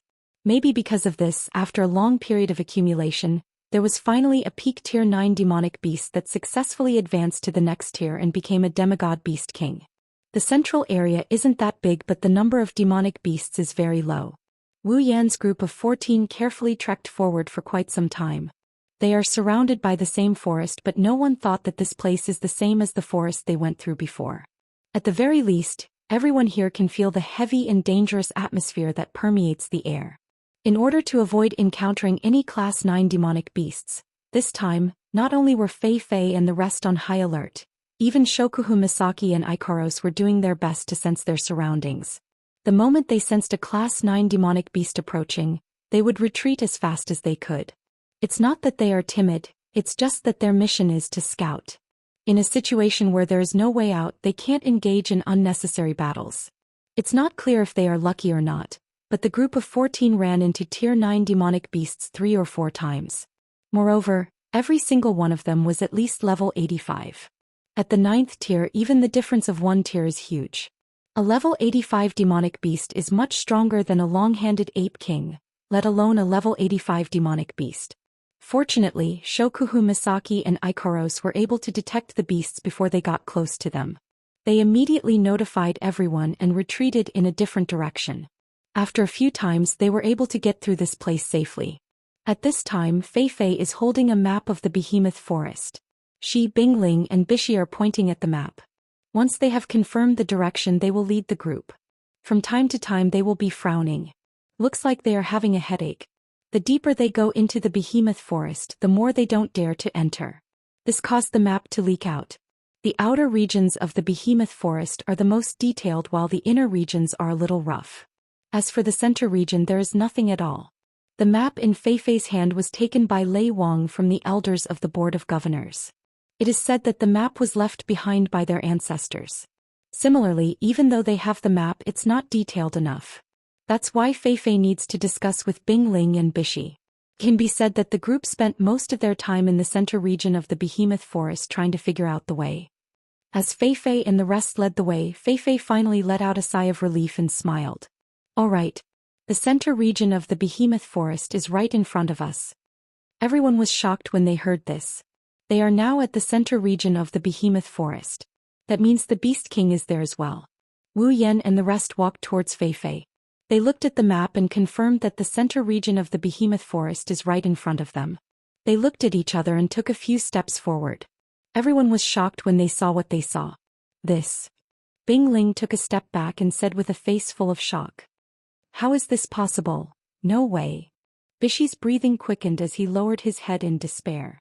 How are we supposed to carry out the mission like this? It's impossible. Fei Fei and Sylph looked at each other. They suppressed the trembling in their hearts and kept quiet. Yen. Chuju, Mikoto, Shokuhu Misaki and the rest looked at Wu Yan. They asked hesitantly. What should we do? What should we do? Wu Yan bitterly laughed. He stared straight ahead with his wine-red eyes. There's an open space in front of them. It's about 500 meters in radius. It's wide and spacious. The surrounding trees form a circle around the open space like stars surrounding the moon. At the center of the open space is a fortress made of bones. The entire skeletal fortress was about 100 meters tall, occupying almost half of the open space. There was a suffocating feeling coming from it, as if it was a ferocious beast with its mouth wide open, waiting for its prey to enter. Everyone who saw it couldn't help but feel shocked. That's not the most important thing. The most important thing is the dozen or so demonic beasts at the entrance of the fortress. A dozen or so rank 9 demonic beasts. It's these dozen or so demonic beasts that caused everyone's expression to change to such an extent. Under everyone's attentive gazes, those magical beasts of the 9th rank walked back and forth in front of the skeletal fort's entrance. They were like patrolling guards, doing their best to protect the fort's safety. The aura emitted from these magical beasts was much stronger than the long-handed Ape King, and even the magical beasts of the 9th rank that the group of people had almost encountered before. Looking at this unimaginable scene, the group of people looked at each other and lowered their heads at the same time. Chapter 580. The skeletal fortress was shaped like a cave. It was circular in shape. From top to bottom, from back to front, the size of the fortress gradually decreased. At the bottom of the fortress, there was only a 5-meter-tall entrance. Looking in from the outside, one could vaguely see a little shadow moving in the dark interior. In front of the skeletal fortress, there were 13 different types of magical beasts. Among them, 5 of them were constantly walking around, their heads swaying left and right. Could be seen that they were constantly paying attention to their surroundings. On the left and right sides, there were also 3 magical beasts guarding their own territory. From time to time they would walk around a few times. The remaining 2 were directly lying down at the entrance of the skeletal fortress. Their eyes were half closed and they were lazily staying there. Fei Fei and the rest might not be able to see the mysteries behind this formation, but Wu Yan's group with the system's perception can clearly see that the demonic beasts are divided according to their strength. The 5 patrolling demonic beasts are between level 86 and level 86. On the left and right sides, there's a total of 6 demonic beasts guarding the fortress. 3 of them are level 87 and 3 of them are level 88. As for the 2 demonic beasts lying down at the entrance, they're level 89, the closest to demigod rank.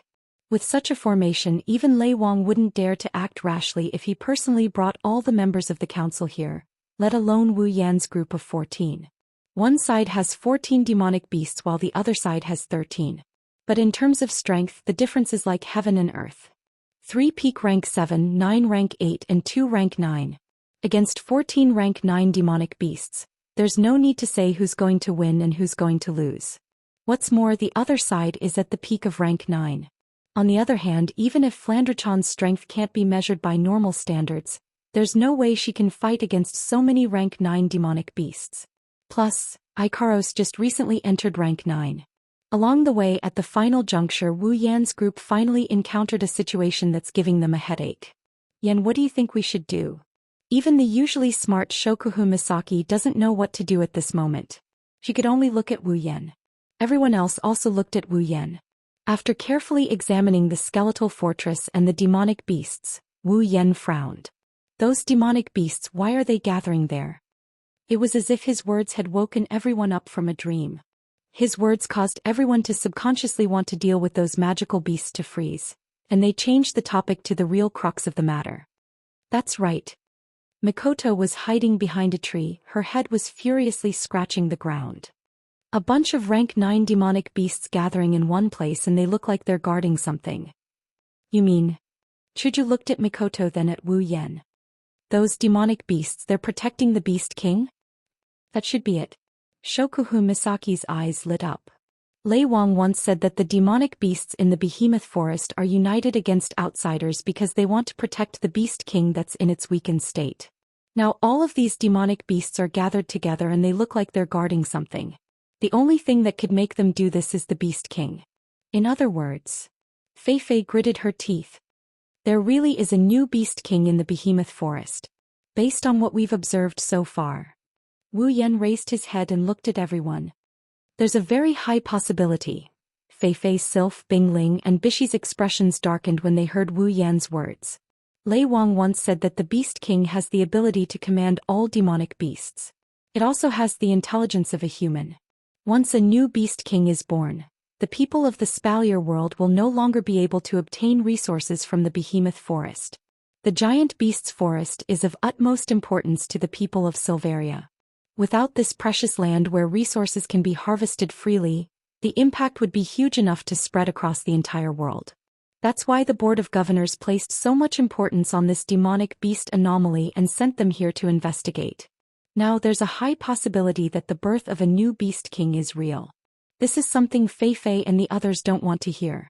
Unlike Wu Yan and the others who lived in the Spalier world for less than half a year, Fei Fei and the others don't want to see the birth of a new Beast King. It's no different from a disaster. No. Fei Fei raised her head. If I don't see the Beast King with my own eyes, I won't be so sure. What? Wu Yan, Chuju and the others were shocked. Wu Yan walked up to Fei Fei. Fei Fei, do you want to enter the skeletal fortress? That's right. Fei Fei ignored Wu Yan and the others and said firmly. Our mission this time is to investigate. If we don't see the Beast King with our own eyes, we'll only draw unnecessary consequences. Do you know what you're talking about? Chuju grabbed Fei Fei's hand. Did you see what's inside? There are 13 top-tier Tier 9 demonic beasts. You're only a peak Tier 7, do you think you can enter? No matter what, I have to try. Fei Fei shook her head with a bitter smile. She knows Chuju and the others are trying to persuade her out of concern. However, Chuju and the others don't understand how important this is to her. Fei Fei. Mikoto clenched her fist. She turned to Sylph, Bingling and Bishi. You guys should persuade her. No. Sylph shook her head. I agree with her. You. Mikoto pointed at Sylph in disbelief. Are you crazy? Bingling and Bishi stepped forward and said in unison. We agree as well. You. Mikoto was on the verge of losing her mind when she saw how determined Fei Fei, Sylph, Bingling and Bishi were. She thought she was crazy enough, but she didn't expect there to be people crazier than her in this world. Wu Yan frowned and sighed. He's not a Spalier world resident, so he couldn't understand why Fei Fei and the others were so stubborn. However, if he put himself in their shoes, Wu Yan could understand why they were so stubborn. Shokuhu Misaki, Kinohara Sayai, Frenda, and Takitsubu Riku were the same as Wu Yan. That's why they didn't say anything from the start. Are you sure about this? Wu Yan looked at the four of them and asked. Fei Fei and the others nodded in unison. As Fei Fei and the other three nodded their heads, the scene immediately fell into silence. A heavy atmosphere filled the air around everyone present. Those who were in the middle of it could feel the inner thoughts of each other. After a while, Wu Yan broke the silence and sighed. I really don't know what to do with you guys. He looked at Chuju, Mikoto and the others. The girls seemed to know what Wu Yan was thinking. They gave Wu Yan a look of support. Wu Yan smiled. It seems like I have no choice but to play along with you guys. It was the four girls' turn to be surprised. Fei Fei quickly said. Yan, are you going to play along with us? Nonsense. Wu Yan glared at her. There's no way we can succeed with just the four of you. Fei Fei and the others didn't get angry at being looked down upon. Instead they smiled embarrassedly. Wu Yan shook his head and laughed. He waved his hand and a black cloak appeared in his hand. I didn't think there would be a day where I could use you. Chapter 581. This is... Everyone's expression changed when they saw the ordinary-looking cloak. Hinajiku, Mikoto and Shokuhu Misaki were shocked. They seemed to recognize the cloak. The others were confused except for Ikaros and Sylph, who were expressionless. A cloak. Fei Fei looked at the cloak in Wu Yan's hand curiously. She knew that if Wu Yan took out a cloak like this, it might be able to help them enter the skeletal fortress. But how was he going to do it? Little Yen, you want to? Shokuhu Misaki rubbed her chin. She had a pretty good idea of what Wu Yan is planning to do. Anyone who knows what the cloak is capable of doing would be able to guess his intentions. That's right. This cloak is the cloak that hasn't appeared in public for a long time, the cloak that Wu Yan kept in his collection. Yen, you want to use this cloak to sneak in? Chuju looked at Wu Yan in surprise. She frowned. I don't think that'll work. Did you forget what happened when we used it in the treasure trove? Wu Yan, Chuju, Mikoto and Ikaros used the cloak to hide their tracks in the treasure trove. However, they were discovered by the Spider Queen in the end. If the Spider Queen didn't fall into the trap of the auction house, they would have been forced to use a return scroll to escape. They wouldn't have been able to obtain the 3 rings. The Spider Queen's level is around the level of a Tier 9 monster. It should have noticed Wu Yan's group using the cloak. Now there are 13 demonic beasts in front of them. Each of them is much stronger than the Spider Queen. If the Spider Queen can detect them, there's no reason these stronger demonic beasts can't detect them. Wu Yan understood what Chuju meant. It's too risky to rely on the cloak alone. Wu Yan took out a dozen strange stones and showed them to the girls. I plan to use the cloak and these aura-concealing stones to hide from the demonic beast senses. Aura-concealing stones. Everyone gathered around. Shokuhu Misaki picked up one of the aura-concealing stones and examined it. What kind of stone is this? Simply put, it's a stone that lowers a person's sense of presence. Wu Yan took the aura-concealing stone and put it on himself. In an instant, Wu Yan's aura decreased exponentially until it became completely still. Fei Fei and the others were shocked. As powerful cultivators, Fei Fei, Sylph, Bingling, and Bishi's senses aren't weak. Generally speaking, as long as there isn't a huge gap in strength between them and the other party, they will be able to sense the presence of the other party within a certain distance. But now Wu Yan was standing right in front of them, but they couldn't sense him at all.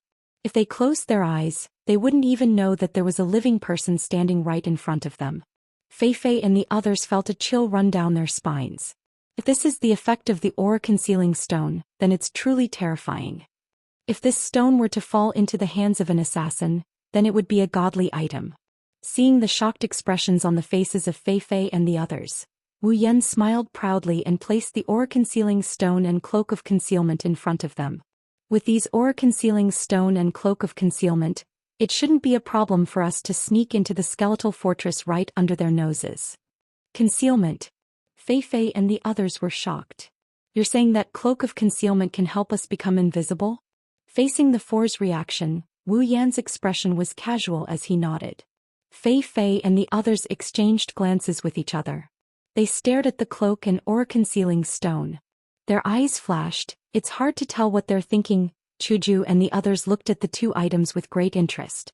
They've seen the existence of magical items in the system and their Wu Yan summons. They won't lose their composure when they see these items. If that's the case. Shokuhu Misaki pondered. There's really a chance of success. The numerous young ladies also pondered for a moment. They felt that there was indeed a chance, and all of them nodded in succession. Fei Fei and the other 3 also recovered from their shock. No matter how miraculous the effect was, it was still a good thing to be able to achieve their goal. The 14 of them each took out an aura-concealing stone and put it on. They lowered their presence and went into the cloak of concealment under Wu Yan's command. The cloak of concealment disappeared and the 14 of them disappeared into the void. Fei Fei and the others gasped in amazement. Wu Yan shook his head and sighed. Alright, don't make any noise. The cloak of concealment has a soundproofing effect, but it's better to be safe than sorry. Everyone nodded in unison. Flandre-chan and Astria covered their mouths with their hands. They didn't want to make any noise. Inside the cloak, Wu Yan and Ko held onto the cloak and looked outside. Strangely, they can still feel the cloak in their hands, but inside the cloak, they can clearly see the scenery outside as if the cloak didn't exist at all. From this aspect, the system item does have a lot of miraculous uses. Listen up. Wu Yan lowered his voice. It's not hard to avoid the 5 patrolling demonic beasts. The hard part is the 2 peak tier 9 demonic beasts lying at the entrance. You guys better stick close to me, don't go in the wrong direction. Wu Yan didn't wait for a reply. He walked in front of the group and with his cloak on, he crossed the trees and entered the clearing, glancing at the positions of the 13 demonic beasts. He glanced at the 5 demonic beasts that are pacing back and forth. Wu Yan walked towards a place with a smaller defensive perimeter. When 2 demonic beasts brushed past him, he slipped into the gap. Everyone held their breaths, suppressing their nervousness. They tiptoed and followed Wu Yan. After passing through the patrolling circle of the 5 Class 9 magical beasts, the group arrived at the left side. Their 3 Class 9 magical beasts were shaking their heads, their beast eyes staring at the area they were in charge of as they vigilantly observed. However, they were completely unaware that over a dozen little ants were openly standing in front of them. Every time the 3 Tier 9 demonic beasts glanced at Wu Yan's group, Wu Yan and the others who were hidden in the cloak of concealment felt their scalps go numb. They couldn't help but close their eyes. The pressure they felt from their gazes was not small. Fortunately, even though the 3 Tier 9 demonic beasts were on high alert, they didn't discover any traces of Wu Yan's group. The 14 of them deliberately concealed their presence so that there wasn't even a single footprint on the ground. Under Wu Yan's lead, the group passed through the demonic beast circle and arrived at the entrance of the skeletal fortress. At this point, the group finally felt how terrifying the 2 Tier 9 demonic beasts lying at the entrance were. The other party was merely lying there, but it gave everyone a kind of earth-shattering, fiendish feeling. The aura that filled the 2 of them was like a violent poison, causing the hearts of the group of people who were observing from a close distance to tighten. Some cold sweat dripped from their palms. Wu Yan exhaled and slowly led the group through the gap between the 2 Tier 9 demonic beasts. Almost as soon as Wu Yan's group stepped into the gap between the 2 Tier 9 demonic beasts, the 2 Tier 9 demonic beasts raised their huge heads. Everyone's heart skipped a beat and they were rooted to the spot like statues. The 2 Tier 9 demonic beasts looked left and right. When they didn't find anything, they looked at each other and returned to their original positions. Wu Yan immediately stepped aside and passed through the gap between the 2 Tier 9 demonic beasts. He led the group into the skeletal fortress. Chapter 582. A gloomy and cold aura blew from within the skeletal fortress towards the 14 people standing at the entrance, causing them to feel a chill down their spines. Some of them even shuddered. However, most of them heaved a sigh of relief. Glancing at the 2 peak Tier 9 demonic beasts, Wu Yan took out an orb from his Gate of Babylon and he shook it off before the rest of the party started talking to each other. Under everyone's gaze, the bead flew into the air and silently exploded. A faintly discernible stream of air spread out from the exploded bead and filled the entire sky. Immediately, everyone's eyes lit up and they were forced to close their eyes due to the sudden burst of light. Fei Fei, Sylph, Bingling and Bishi's hearts skipped a beat. Their faces were filled with nervousness. The magic beasts outside would be able to sense the intense light. However, the 4 of them were soon surprised. It had already been some time since the strange light had appeared. However, those frightening rank 9 magical beasts did not seem to have discovered it. The 4 of them who were standing at the entrance did not sense anything that had run in.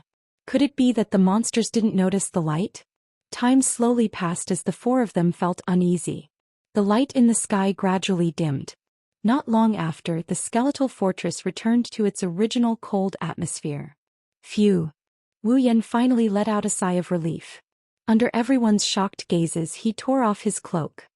Looks like everything went well. Yan. Fei Fei's jaw dropped. She glanced at the 2 monsters behind her and asked carefully. Aren't you afraid of being discovered? Are you? If we were to be discovered, we would have been discovered a long time ago from this distance. Shokuhu Misaki said calmly as she tidied up her messy hair. The bead that exploded just now should be able to keep us safe here, right? Wu Yan smiled bitterly when he heard Shokuhu Misaki's words. Actually, I don't mind if you're a little dumb. That bead. Fei Fei, Sylph, Bingling and Bishi reflexively looked up. All they could see were some eerie skeletons. Other than that, there's nothing else. Don't worry. Wu Yan shrugged. Because it's too troublesome to explain, I won't explain it. In short, no matter what we do in this skeletal fortress, as long as it doesn't collapse, then the magical beasts outside won't be able to sense what's happening inside. Fei Fei blinked. She looked at the confident Wu Yan and then at Chuju, Mikoto, Shokuhu Misaki and the others. She shook her head and laughed when she saw how confident they were. I'm getting more and more curious. Where did you guys get these magical items from? You like them? I can give you some as a gift. Wu Yan said nonchalantly. Fei Fei's expression froze. She was speechless. How can he give away such magical items just like that? They're obviously precious. Fei Fei thought Wu Yan was teasing her. She didn't know that Wu Yan was telling the truth. These items aren't worth much. No, they're only worth a few item points. After calming down, everyone began to pay attention to the environment inside. In the gloomy scene, the light was extremely dim. People could barely see their surroundings from 5 to 10 meters away. All around them were walls made of bones, mixed with some mud, giving people the feeling that they were in the chest of some magical beast. The surrounding temperature was a bit cold and the whole atmosphere was gloomy. In front of them there was some black air current like a poisonous miasma, flowing in the entire skeleton fortress. At this time, everyone suddenly realized that there was also this kind of air current around them, but it didn't seem to be dangerous. Looking ahead, Wu Yan turned to look at Fei Fei and the other three. What do you think? Do you want to go in? Fei Fei, Sylph, Bingling and Bishi lowered their heads. Then they nodded resolutely. Wu Yan and the other girls couldn't do anything about it. Since you've decided, let's go. Wu Yan said to Fei Fei and the others. Thank you. Fei Fei, Sylph, Bingling and Bishi said softly. They were deeply grateful. Without Wu Yan, the chances of them entering the skeletal fortress were pitifully small. They were grateful that Wu Yan still supported them. After all, other than Fei Fei, the other three weren't close to Wu Yan. If you really want to thank me, treat me to a big meal when we get back. Wu Yan rolled his eyes at the four of them. He raised his cloak and covered everyone with it. They didn't know what kind of treatment awaited them ahead. Perhaps the Beast King is inside. It's better to be safe than sorry. The shape of the skeletal fortress was similar to that of a cave. It gradually became smaller from the inside to the outside. The deeper they went, the wider the surroundings became. After walking for a short while, the surrounding skeletal walls disappeared from everyone's sight. Instead, they were replaced by a winding path. Walking on the winding path is like walking into a maze. Those with a poor sense of direction would have lost their way long ago. There are broken bones everywhere. Some of them are scattered on the side of the road while others are buried deep underground. Only a small part of them can be seen and it's giving off a rotting stench. There was a gloomy atmosphere in the surroundings. Apart from the sound of everyone's footsteps, there was no other sound. The surroundings were deathly silent. Walking here with one's head lowered gave one the feeling that it would not be surprising if a rotten zombie jumped out. It was as gloomy as a haunted house. They don't know when, but the winding path suddenly straightened and led straight to the front. At the end of the path, there's a little light shining in front of them. It's telling them that they've almost reached the exit. Looking at the end of the path, the group of 14 involuntarily paused their footsteps. Then they resumed their pace and walked forward. As the light became more and more dazzling, the end was getting closer and closer. At a certain moment, they finally passed through the path. However, the scene that appeared in front of them caused them to be stunned. A vast flat ground appeared in front of them. As usual, the surrounding walls are made of a mixture of bones and mud. The shape of the walls is circular and it forms a huge semicircle with the ground. Other than that, there's nothing here except for a bone chair. The thing that really stunned the group of 14 people is a person sitting on a bone chair with his eyes closed. It's like he's in a deep sleep. That's right, it's a person. A handsome man wearing animal skin clothes. He's holding his cheek with one hand and holding the handle of the bone chair with the other hand. His eyes are closed and he's taking a nap. When everyone came to their senses, confusion, fear and disbelief appeared on their faces. It's a sign of their master's heart. A person. Fei Fei looked at the person on the stone chair in shock. Impossible. How can there be a person in the core of the behemoth forest? Before coming here, everyone had imagined that it could be a demigod rank magical beast, or it could be the same as the outside world, filled with rank 9 magical beasts. But they had never imagined that there would be a human inside. In the current behemoth forest, let alone humans other than magical beasts and trees, there's no other life form that would wander around here. If they didn't have a mission, they wouldn't be willing to come to the behemoth forest where magical beasts work together to fight against enemies. But in the center of the behemoth forest, there's a person in the skeleton fortress under the protection of 13 peak 9th rank magical beasts. It's easy to imagine the bewilderment in everyone's hearts. Chapter 583. Fei Fei, Sylph, Bingling and Bishi couldn't believe what they saw. Wu Yen, Hinajiku, Mikoto, Shokuhu Misaki, and the others had serious looks on their faces. They didn't notice that Wu Yen, Hinajiku, Mikoto, Shokuhu Misaki, and the others had tense expressions. Because in the eyes of the 10 people, the person who was resting on the throne of bones with his eyes closed had this message: Beast King. Level 90 Beast King. It's the person sitting on the throne. It's the Beast King. Everyone exchanged glances with Chuju, Mikoto, and Shokuhu Misaki. They could see the complicated emotions in each other's eyes. It's obvious that the Beast King that Lei Wang and the council viewed as a huge threat has appeared in front of them in this form. None of them expected this to happen. However, it did not seem that difficult to understand. The Thunder King had once said that the Beast King possessed intelligence comparable to that of humans. The moment they advanced to the demigod level, the Beast King's body would undergo a metamorphosis in order to allow them to go further on the path of cultivation. What kind of body is more suitable for cultivation than a human? From a certain point of view, humans are the favored children of the world. Their lifespan is negligible compared to demonic beasts, but they can cultivate to the point where they surpass demonic beasts that have lived for hundreds or thousands of years in just a few decades. There's also no limit to how long a human can advance in rank. Demonic beasts need a long time to advance in rank. Their bloodline is also linked to them. Some demonic beasts with bad bloodlines will never be able to advance in rank no matter how long they live. Some demonic beasts with good bloodlines will be born as high-rank demonic beasts if their parents are of high rank. However, this situation can only be maintained up to rank 9. Once they reach rank 9, their bloodline won't be able to support their advancement. That's why it's necessary for them to transform into a human. Also, in the novels and TV shows, powerful demonic beasts transforming into humans is a symbol. It's no surprise that the Beast King appeared in the form of a human. Of course, this is for Wu Yan and the others who live in a technological world. For Fei Fei and the others, the Beast King is a human. They didn't think of this possibility. The human in front of them is still a huge shock.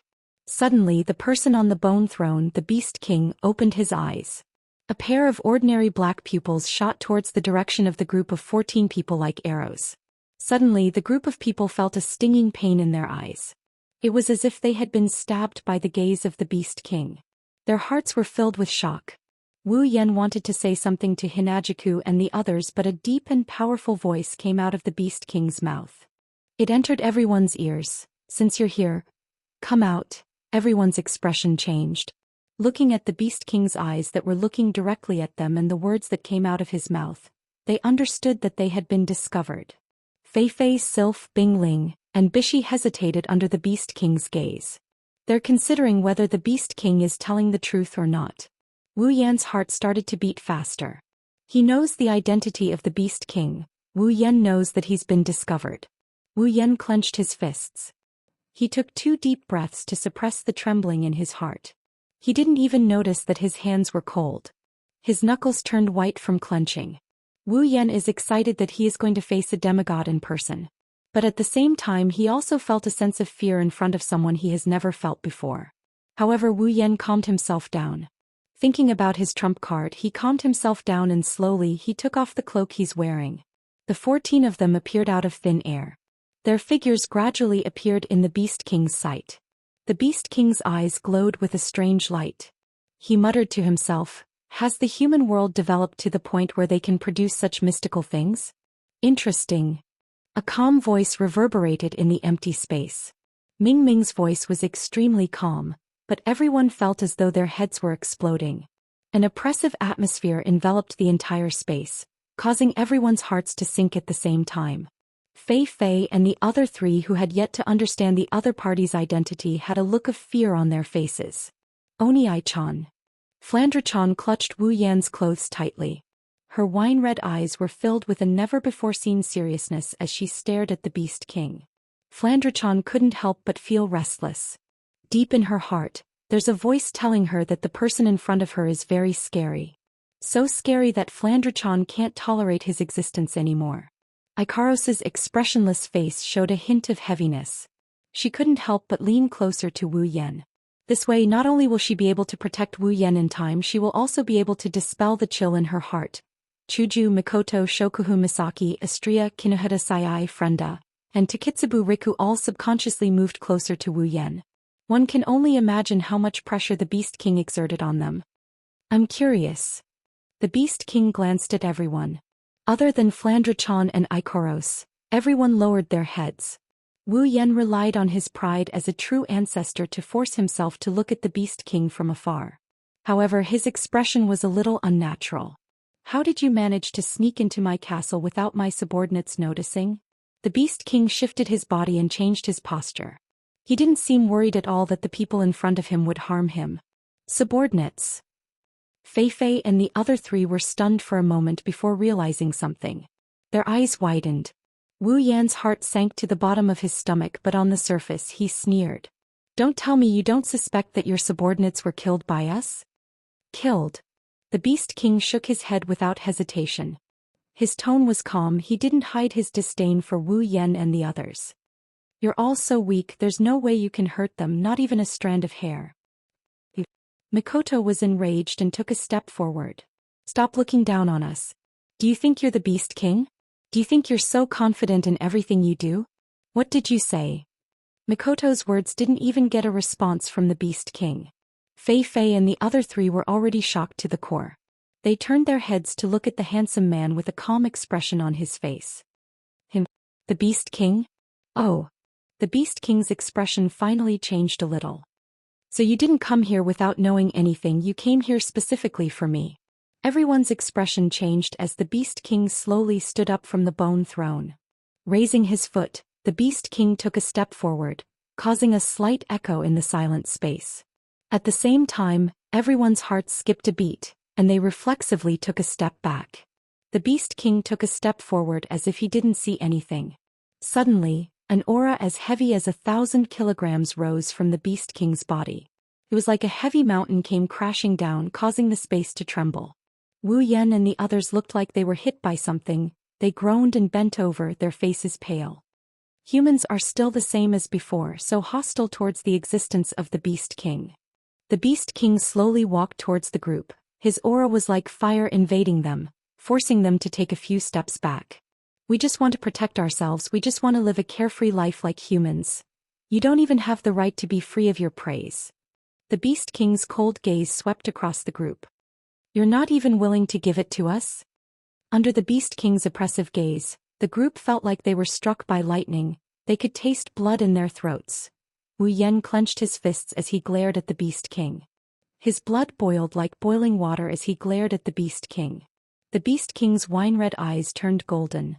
A powerful aura descended, causing the Beast King to frown. Chapter 584. His viscous, blood-like aura rose like a giant beast that had been freed from its shackles. The heavy aura of the Beast King was directly pushed apart by it, and a crack was forcibly squeezed out. The Beast King frowned and a look of surprise appeared on his face. So weak, he's not even at the 9th level yet he can resist my aura. This person is interesting.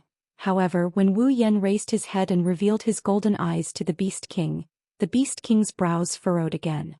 He stared at Wu Yan and said, "You are not human." Wu Yan's golden eyes narrowed. He stared back at the Beast King with a sullen expression. He was a little annoyed that the Beast King saw through him so easily. Not human. Fei Fei, Sylph, Bingling, and Bishi's expressions froze when they heard the news. When they saw that Wu Yan didn't refute it, their expressions changed drastically. Their reaction was much greater than when they heard that the person in front of them was the Beast King. Compared to a mythical Beast King, the fact that Wu Yan, who helped them a lot during their time together, isn't human shocked them even more. What kind of existence are you? The Beast King's expression was no longer as calm as before. He looked at Wu Yan with a gaze that seemed to be sizing him up. The Beast King could feel the aura coming from this person in front of him. It's not that this person's aura is stronger than his, nor is it that this person's strength is greater than his. It's a kind of subconscious obedience that a low-level demonic beast would feel when meeting a high-level demonic beast. It's an instinctive respect for a life form of a higher level than himself. A life form of a higher level than me? The Beast King thought about it carefully. He found it funny. He's the Beast King. Other than the divine beast god that never appeared again, what other life form could possibly be higher than him? Even a god-level human wouldn't be able to surpass an ordinary magical beast in terms of life rating. At the end of the day, humans are nothing more than food for demonic beasts. The Beast King didn't know that the person standing in front of him is a primogenitor. According to the Beast King's theory, all life forms with blood are nothing more than food for him. The Beast King's eyes flashed coldly when he saw Wu Yan resisting his aura. The Beast King's aura reverberated in the air, causing Wu Yan to bend down again. His shoulders slumped heavily. Since you're not a human and you don't look like a demonic beast, why are you interfering in the affairs of humans and demonic beasts? The Beast King said. Unknown existence. If you leave now and I will not pursue the matter. Is. Wu Yan's he is. He's he Wu Yan. The other party had used the attitude of an absolute expert to suppress him to such an extent, and yet with just a few words, he said that he would not pursue the matter and that was all. Wu Yan looked at Chuju, Mikoto, Shokuhu Misaki, and the others who were struggling under the Beast King's aura. He couldn't control his anger. His aura surged. Wu Yan twisted his body in midair as if he was trying to break free from something. He broke free from the Beast King's aura. Wu Yan laughed out loud to the Beast King's surprise. Beast King. Wu Yan's voice was as cold as ice. As a magical beast at your level, you can be considered an existence that has lived for who knows how many years. You can actually speak in such a dignified manner after making things difficult for a few juniors. Perhaps you are the only one in the world who can do that. Make things difficult for the juniors? The Beast King laughed mockingly. Don't try to use the human world against me.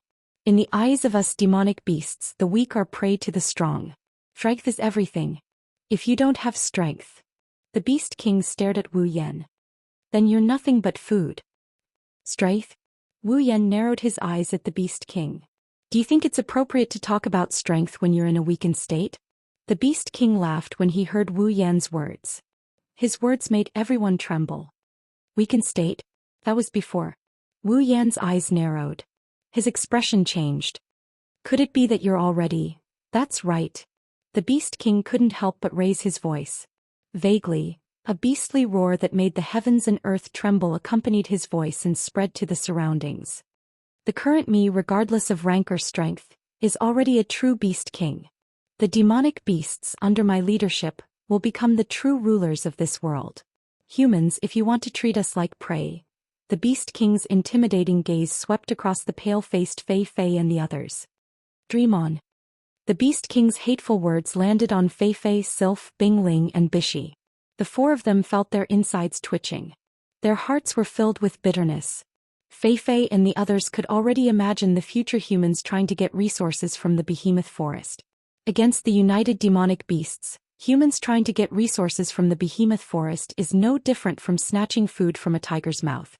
Beast King. Fei Fei resisted the heavy pressure and took a step forward. She gritted her teeth and shouted. The Spalier world has 5 demigods. Do you think a single Beast King like you can fight the humans to the death? 5 demigods. The Beast King chuckled. You're right. I can't fight 5 demigods, but it's not hard for me to stay alive. As long as I'm alive, the demonic beasts will listen to my orders and resist the humans. Humans will not treat us demonic beasts as prey. Furthermore, the Beast King turned around. His words pierced Fei Fei's heart. Are you demigods really that united? Will you all work together? Fei Fei bit her lips so hard that it started to bleed. Seeing this, the Beast King shook his head and turned his head away in disdain. Humans are always so selfish.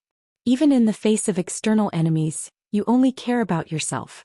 How can you fight against my united demonic beast? If we charge out of the behemoth forest, we might suffer a fatal blow. However, our goal has always been to protect ourselves. As long as we occupy the entire behemoth forest, that will be enough. Even if all the demigods come, they won't be able to touch me. The Beast King stopped looking at Fei Fei and turned to look at Wu Yan. His eyes were filled with murderous intent. It seems like you don't want to retreat. If that's the case, a monstrous killing intent enveloped everyone present. Fei Fei, Bingling, and Bishi, who had yet to break through to the 8th order, immediately gave up on resisting. Their eyes were filled with despair as they reached for their spatial items. They planned to use their trump cards to escape with their lives. Wu Yan. Shokuhu Misaki yelled. Wu Yan understood what she meant. The Beast King is not someone they can take on head-on. Even if they worked together, they wouldn't stand a chance against him. The only way out is to retreat. Everyone placed their hands on Wu Yan. Chuju and Mikoto grabbed Feifei, Sylph, Bingling and Bishi. Wu Yan took out a crystal scroll and crushed it. The return scroll shattered, but Wu Yan and the rest were shocked to see that the portal did not light up. What's going on? Everyone exclaimed in shock. The Beast King shook his head and looked at his surroundings. Even though I don't know what you just crushed, it's impossible for you to escape from here. Because... The Beast King's voice chilled everyone's hearts. But this place is inside my body. Chapter 585. Inside my body. Everyone's expression changed drastically on the spot. A bone-chilling feeling rose in the hearts of the 14 people, causing them to shudder. The Beast King chuckled and shook his head. You all know that my body will transform, but you don't know where my transformed body is. This is really... Hearing the Beast King's words, everyone immediately understood. This skeleton fortress is the Beast King's original body. It's a body he abandoned due to his transformation. If the Beast King's body is this big, everyone raised their heads and looked around. Their faces were ashen. To them, this was the worst news they had ever heard. They stepped into the body of a demonic beast without knowing anything, and they can't even escape? Impossible. Wu Yan's face contorted. Even if this is your body, the return scroll won't lose its effect. Humph. The Beast King snorted. Although I don't know what effect that thing called Town Return Scroll has, in my body without my permission, any means of escape are useless. It's useless to escape. Their bodies trembled. At this moment, everyone felt a sense of helplessness. Oni-chan. Flandre-chan tugged at Wu Yan's arm when she saw Wu Yan's sour expression. A hint of bloodthirst flashed through her eyes. Let Flandre-chan hit him. This is the first time Flandre-chan didn't use the word play when facing an enemy. Instead, she used the word beat. One can only imagine how strong the Beast King is in Flandre-chan's mind. Master. Ikaros and Astria looked at Wu Yan. Yen. Chuju, Mikoto, Shokuhu, Misaki, Kinuhata, Sayai, Frenda, and Takitsubu Riku also looked at Wu Yan. Obviously, the girls are waiting for Wu Yan to make his decision. Looking around at the girls around him, he smiled bitterly, very bitterly. He thought he can go anywhere he wants with the help of the system item. Even if he's not strong enough, he should be able to stay alive. He didn't expect this to happen. I'm sorry. Wu Yan shook his head bitterly. He clenched his fists so hard that he could hear the sound of bones grinding. I was too arrogant. I underestimated everything. I relied too much on the system item. I'm afraid I'm going to implicate everyone I love because of my mistake. Hearing the word sorry, the girls all fell silent. Suddenly Wu Yan tightened his grip. Flandre-chan grabbed Wu Yan's hand and said in a dazed tone. Oni-chan, why are you apologizing? Before Wu Yan could react, the other girls woke up from their stupor. They looked at each other and they grinned. Flandre-chan, you're so right. Hinajuku rubbed Flandre-chan's head and her gem-like eyes met Wu Yan's. She continued in a serious tone. Flandre-chan is right, why are you apologizing? Hinajuku. Wu Yan looked at her blankly, but before he could finish, Mikoto cut him off. Don't tell me you're apologizing because you made a mistake and implicated all of us. Mikoto looked at Wu Yan with a serious expression.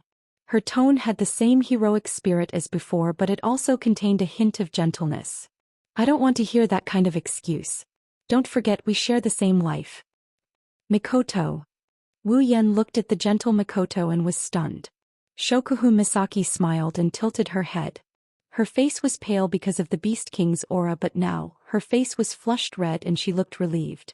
This is the first time I agree with Misaka's point of view. Our lives have already merged with yours. Masaki-chan. Kinuhata-sai pursed her lips and tilted her head in disdain. Since we've overtaken your pirate ship, we've already overtaken you. Yaiton, please don't give up so easily. Takitsubu Riku said softly to Wu Yan. If you give up too, then there's no hope left for us. Takitsubu, in the end. Frenda sighed and forced a smile. It's still not over yet, Master. Ikaros and Astria looked at Wu Yan and said in unison. We will protect Master. Frenda. Ikaros. Astria. Looking at the most important girls around him, he felt a surge of warmth in his heart. At this moment, Wu Yan suddenly felt like he's been living a happy life all this while. Oni-chan. Flandre-chan had a determined look on her face. Flan will protect Oni-chan too. Flan. Wu Yan couldn't help but smile. The pressure the Beast King exerted on him disappeared in an instant. His heart is filled with pride and warmth. That's right.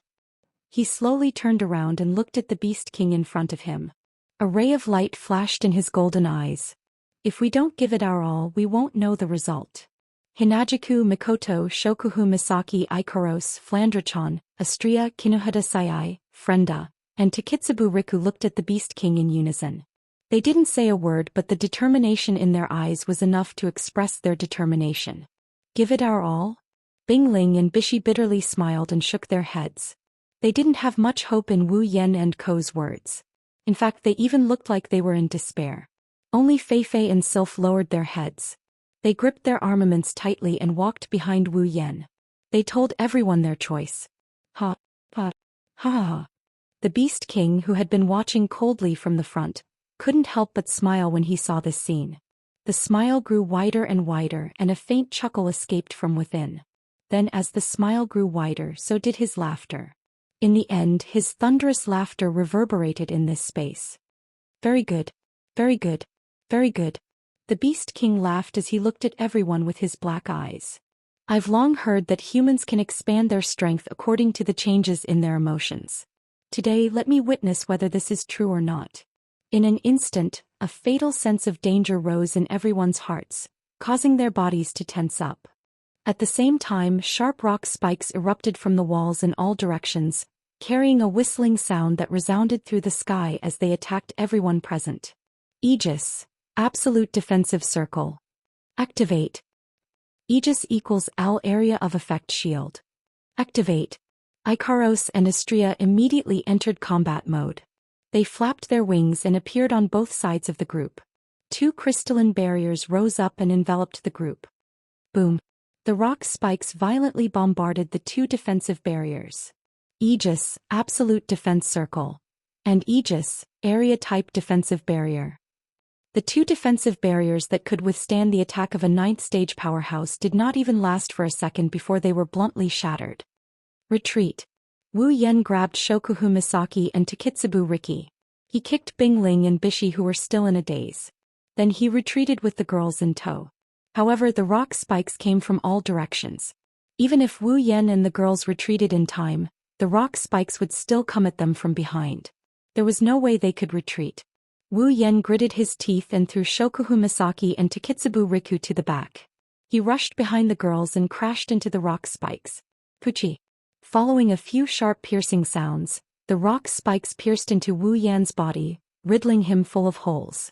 Wu Yan is already heavily injured in a single exchange of blows. Chapter 586. The rock spikes pierced through Wu Yan's body. Blood splattered into the air as the rock spikes pushed Wu Yan back. The impact created two deep trenches in the ground. Vaster. The girls gasped. Ikaros and Astria flew behind Wu Yan to catch him. However, the rock spikes pushed Ikaros and Astria, who were supporting Wu Yan's body, into the air as well. Oni-chan. Flandre-chan was furious. She reached out and grabbed at the rock spikes that pierced through Wu Yan's body. She destroyed the eyes on the rock spikes in an instant. Boom. The originally terrifying rock spikes trembled and paused for a moment before exploding into a sky full of rubble. Huh. The Beast King looked at Flandre-chan in surprise. What did she do? The rock spikes were an attack derived from the Beast King's transformed body. In other words, those rock spikes could also be considered as a part of the Beast King's massive body. There was a world of difference between them and normal rock spikes. The Beast King was confident that even a human demigod wouldn't be able to destroy them without much effort if they were connected to his rock spikes. But now, a part of his past body had exploded in an instant. With the eyesight of the Beast King, he could naturally tell that all of this was done by the little girl with strange crystal wings and a demon tail. However, he could not tell how she did it. With a deep frown, the Beast King glared at Flandre-chan and waved his hand. Instantly, the wall of bones and mud above everyone's heads began to ripple. Like the rock spikes from before, bone spikes shot down from above at an incredible speed. If one were to look closely, they would notice that these bone spikes were all aimed at Flandrachon. Flandrachon's wine-red eyes emitted a bloodthirsty red light. She curled her lips into a sinister smile. She soared into the sky and flew above everyone. Just like Wu Yan, she took the initiative to meet the Beast King's attack. Flan. Wu Yan, who has fully recovered with the support of his primogeniture physique, was shocked. He forced himself to calm down and waved his hand. 4 bottles of golden liquid emerged from the void and flew towards Feifei, Sylph, Bingling, and Bishi. Quick! Drink it! Feifei and the other 3 were stunned. They instinctively caught the bottles, but they quickly regained their senses. Now is not the time to be in a daze. Other than Bingling and Bishi, who hesitated, Feifei and Sylph quickly swallowed the potions. Bingling and Bishi quickly followed suit.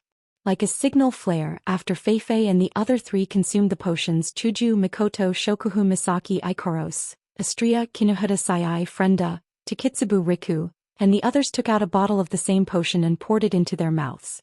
The next moment, other than Wu Yan, who didn't take the potion, everyone on the ground started glowing with an illusory light.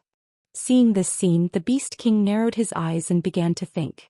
As the most intelligent life form among the magic beasts, the Beast King had done his homework on the human world. He knew that humans would often use some potions with special effects to increase their strength. I wonder what kind of effects those potions have. The Beast King's mind raced, but he quickly gave up on the thought. No matter what the potions do, they won't be able to escape from this place. At most, they will be able to buy some time. Flandrachon met the bone spear head-on.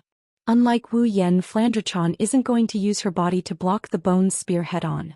Squinting her eyes, Flandrachon could see all kinds of black dots on the bone spike. Flandrachon reached out with both hands, and the black dots flew into her palms and were crushed by her hands. Bam bam bam bam bam.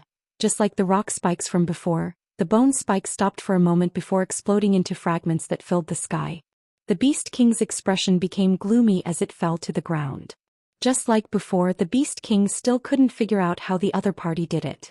This made the Beast King, who had just become a demigod, feel slightly annoyed. His gaze towards Flandrachon became more and more dangerous. Ikaros. Frenda. Taking advantage of the Beast King's attention on Flandrachon, Wu Yan yelled at Ikaros and Frenda. Use missiles and bombs to attack the surrounding walls. Ikaros and Frenda understood Wu Yan's plan. If they continue fighting the Beast King here, their chances of winning are slim to none. The best thing to do is to retreat. However, this is the Beast King's body. No matter what they do, they won't be able to break free. The only way to do this is to destroy the Beast King's body. Ikaros flapped her luminous wings and cherry-colored light flashed out. Together with the mini missiles Frenda casually tossed out, they landed on the surrounding walls. Bam bam bam. The intense firelight instantly overpowered the wall, and the violent bombardment caused the entire scene to tremble slightly. Some dust scattered from above, proving the destructive power of the 2 women. Everyone looked at the fiery wall with hopeful eyes. Even Wu Yan couldn't help but feel nervous.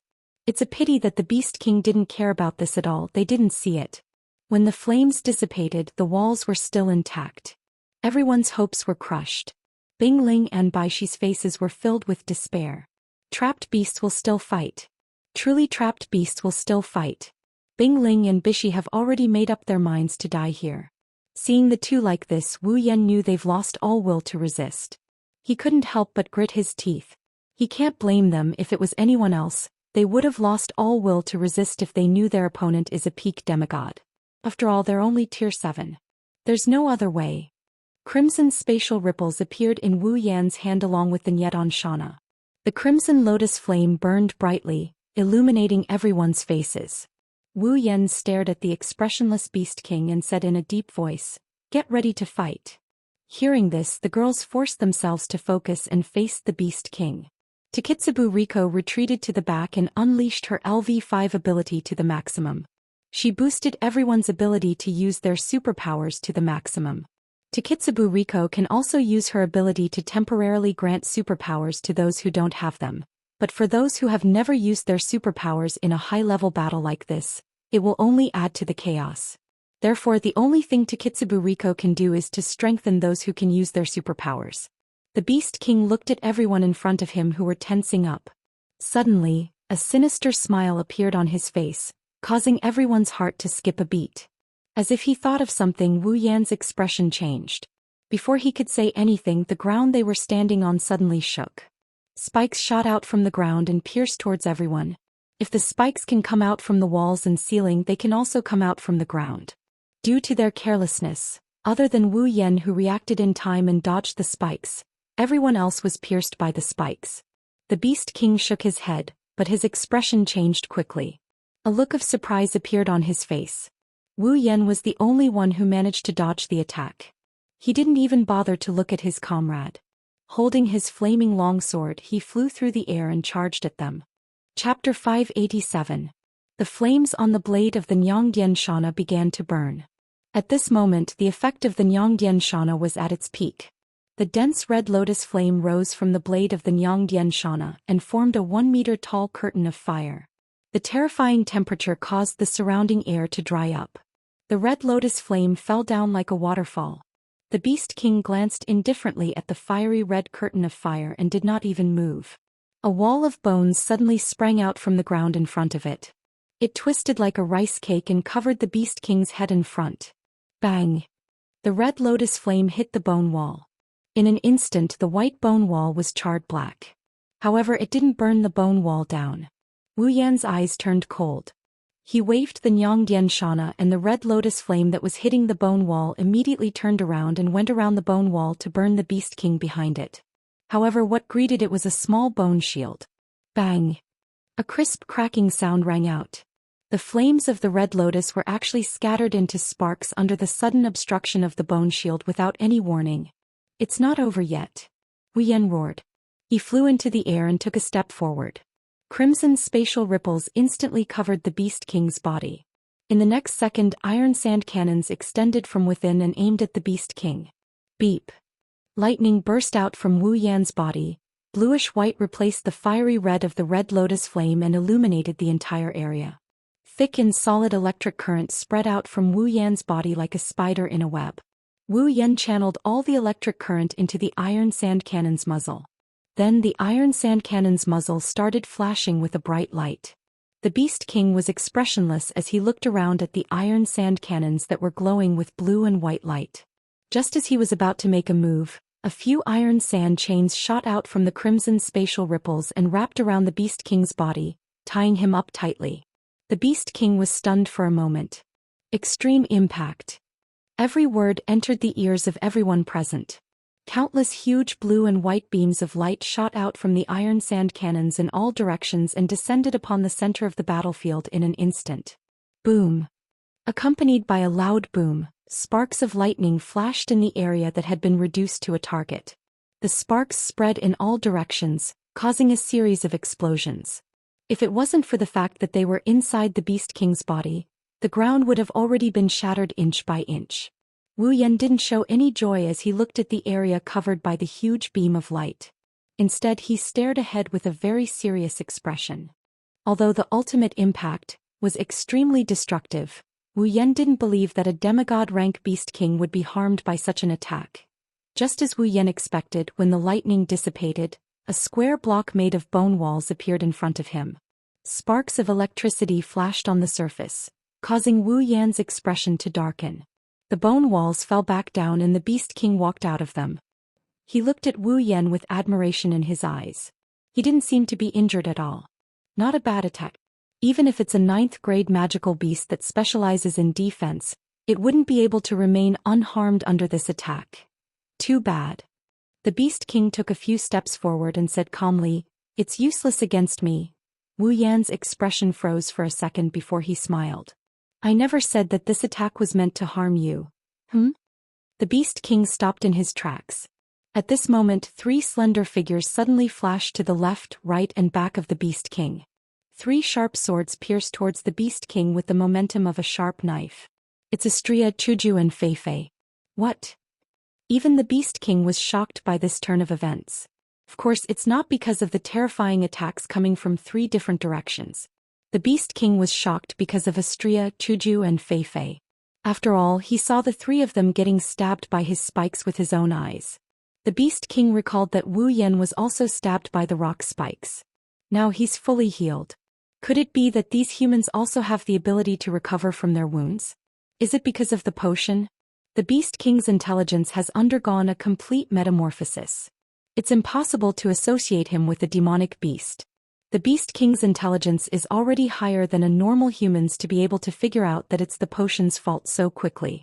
Unfortunately, the Beast King's guess is only half correct. The others are fine because of the potion, but Wu Yan isn't. The Beast King snapped back to reality and 3 bone spears shot out from the ground. With lightning speed, the spears pierced towards Astria, Hinajiku and Fei Fei. Before the 3 of them could launch their attacks, they were pushed back by the bone spears. However, the Beast King's expression was unprecedentedly solemn. He clearly saw Astria, Hinajiku and Fei Fei emitting an illusory glow when the 3 bone spears pierced their bodies. The Beast King finally understood that his attack had failed once again.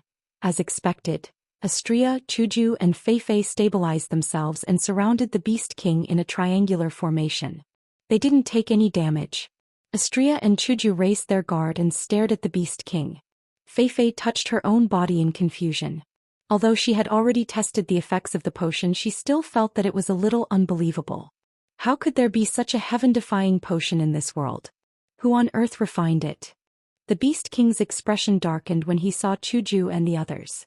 He quickly recovered, but Wu Yan and the others noticed it. The Beast King's expression turned cold. The bone spears formed again and attacked Astria, Hinajiku and Fei Fei. But this time there weren't only 3 bone spears, there were countless of them raining down from the sky. Ha! Astria, Hinajiku and Fei Fei raised their swords and deflected all the bone spears. The force exerted by the bone spears was negated by the resplendent breath. Astria and Hinajiku didn't get hit by any of the bone spears. Fei Fei was different. Unlike Astria and Chuju, who were both tier 8, she was only at the peak of tier 7. She got hit by several bone spears in a matter of seconds. Fei Fei didn't want to admit defeat. She recalled how Wu Yan and the others helped her along the way. Fei Fei screamed in her mind. Am I really that useless? No. Yan and the others are fighting for everyone's survival. I won't admit defeat. Fei Fei raised her head. Her combat aura flared up and expanded by 100 times. It's 10 times stronger than when Fei Fei was at her peak. As if she had received help from the gods, Fei Fei violently swung her blade. Night Elf slashed through the air, knocking down all the bone spears that were attacking her. Do Qi exploded from her blade, making Fei Fei look like a Valkyrie. Fei Fei was stunned when she sensed the condition of her body. Soon after, joy appeared on her face. Everyone present, including the Beast King, was stunned when they sensed the condition of Fei Fei's body. Fei Fei. She broke through. She broke through? She's a tier 8 fighter? Bing Ling and Bishi were stunned. They didn't know what to do. Fei Fei, who is on the same level as them, broke through at a time like this. Both of them were regretting their decision. Perhaps if he went up and fought, he might be able to break through as well. Who knows? Bing Ling and Bishi raised their heads to look at the Beast King. The terrifying aura emanating from the Beast King's body dispelled their thoughts. Even if they knew that at this moment they wouldn't be harmed again. Chapter 588. Fei Fei's breakthrough made everyone's morale soar. Their morale soared and their fighting spirit soared. The Beast King's brows are furrowed so hard that they're starting to hurt. It's just another tier 8, it's not a threat to him. However, the situation kept changing. He felt the same way Wu Yan felt when the return scroll lost its effect. Plans can't keep up with the changes. Let's end this meaningless battle as soon as possible.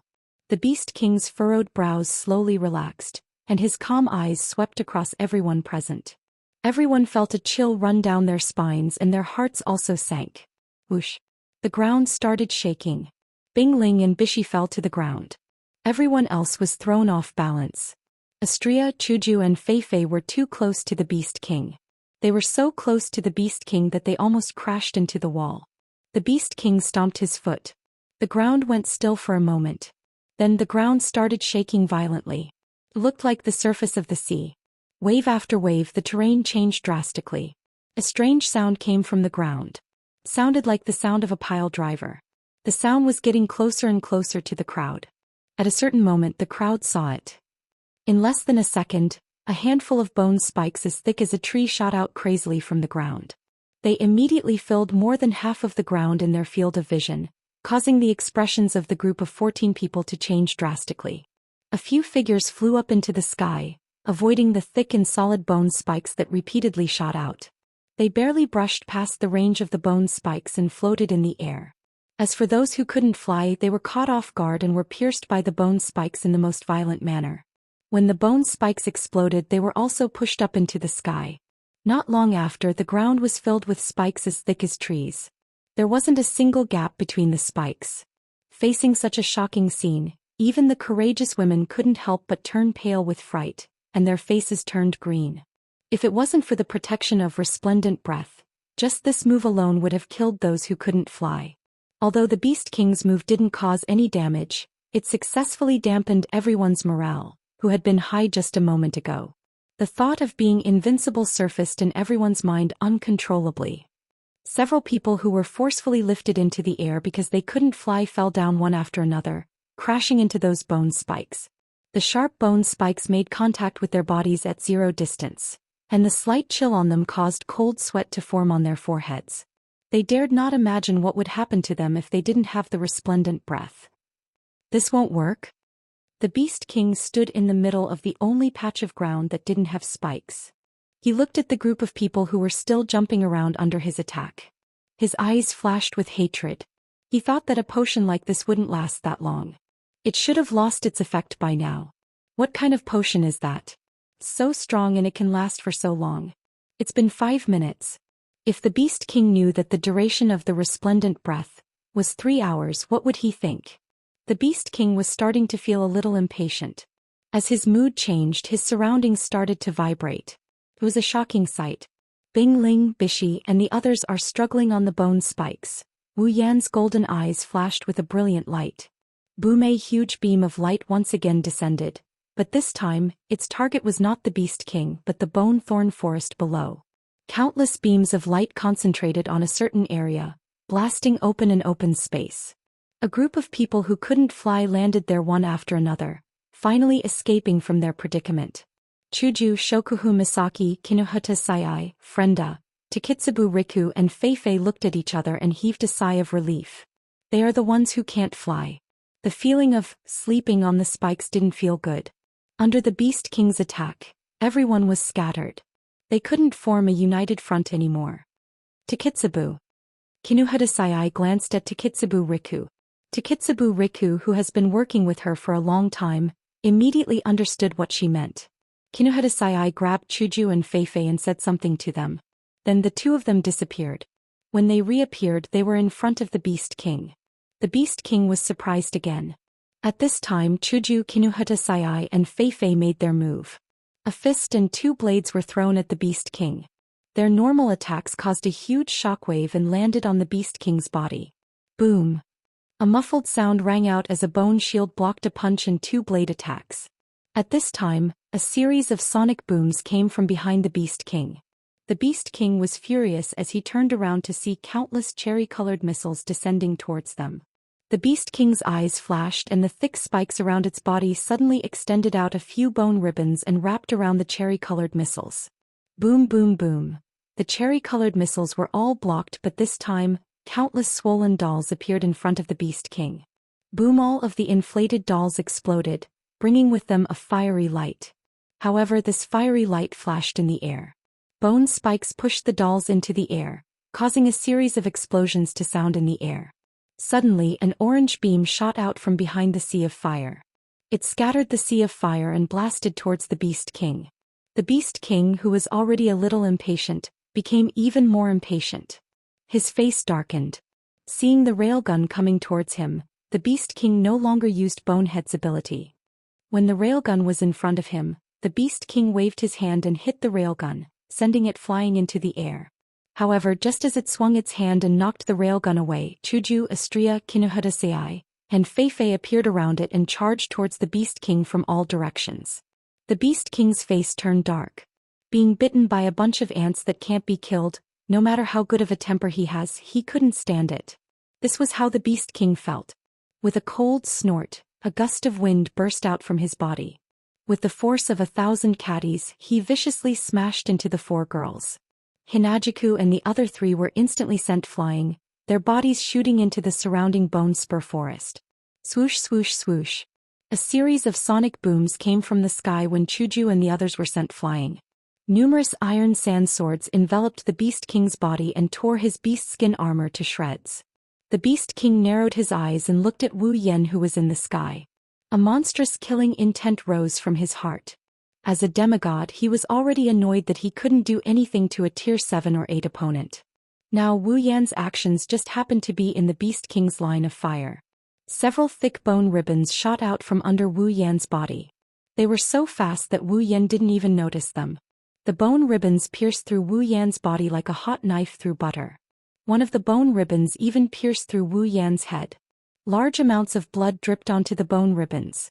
Wu Yan's mangled body was skewered by the bone ribbons.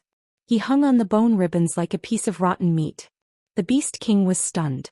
Large amounts of blood splattered in the air. The bright color of the blood told him that this was all real. Aren't they immortal? The Beast King froze on the spot. Master.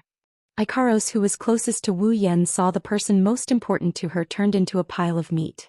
Her crimson eyes rippled as she glared at the Beast King. She couldn't suppress her anger. Ikaros, who has always been calm and indifferent, is now boiling with rage.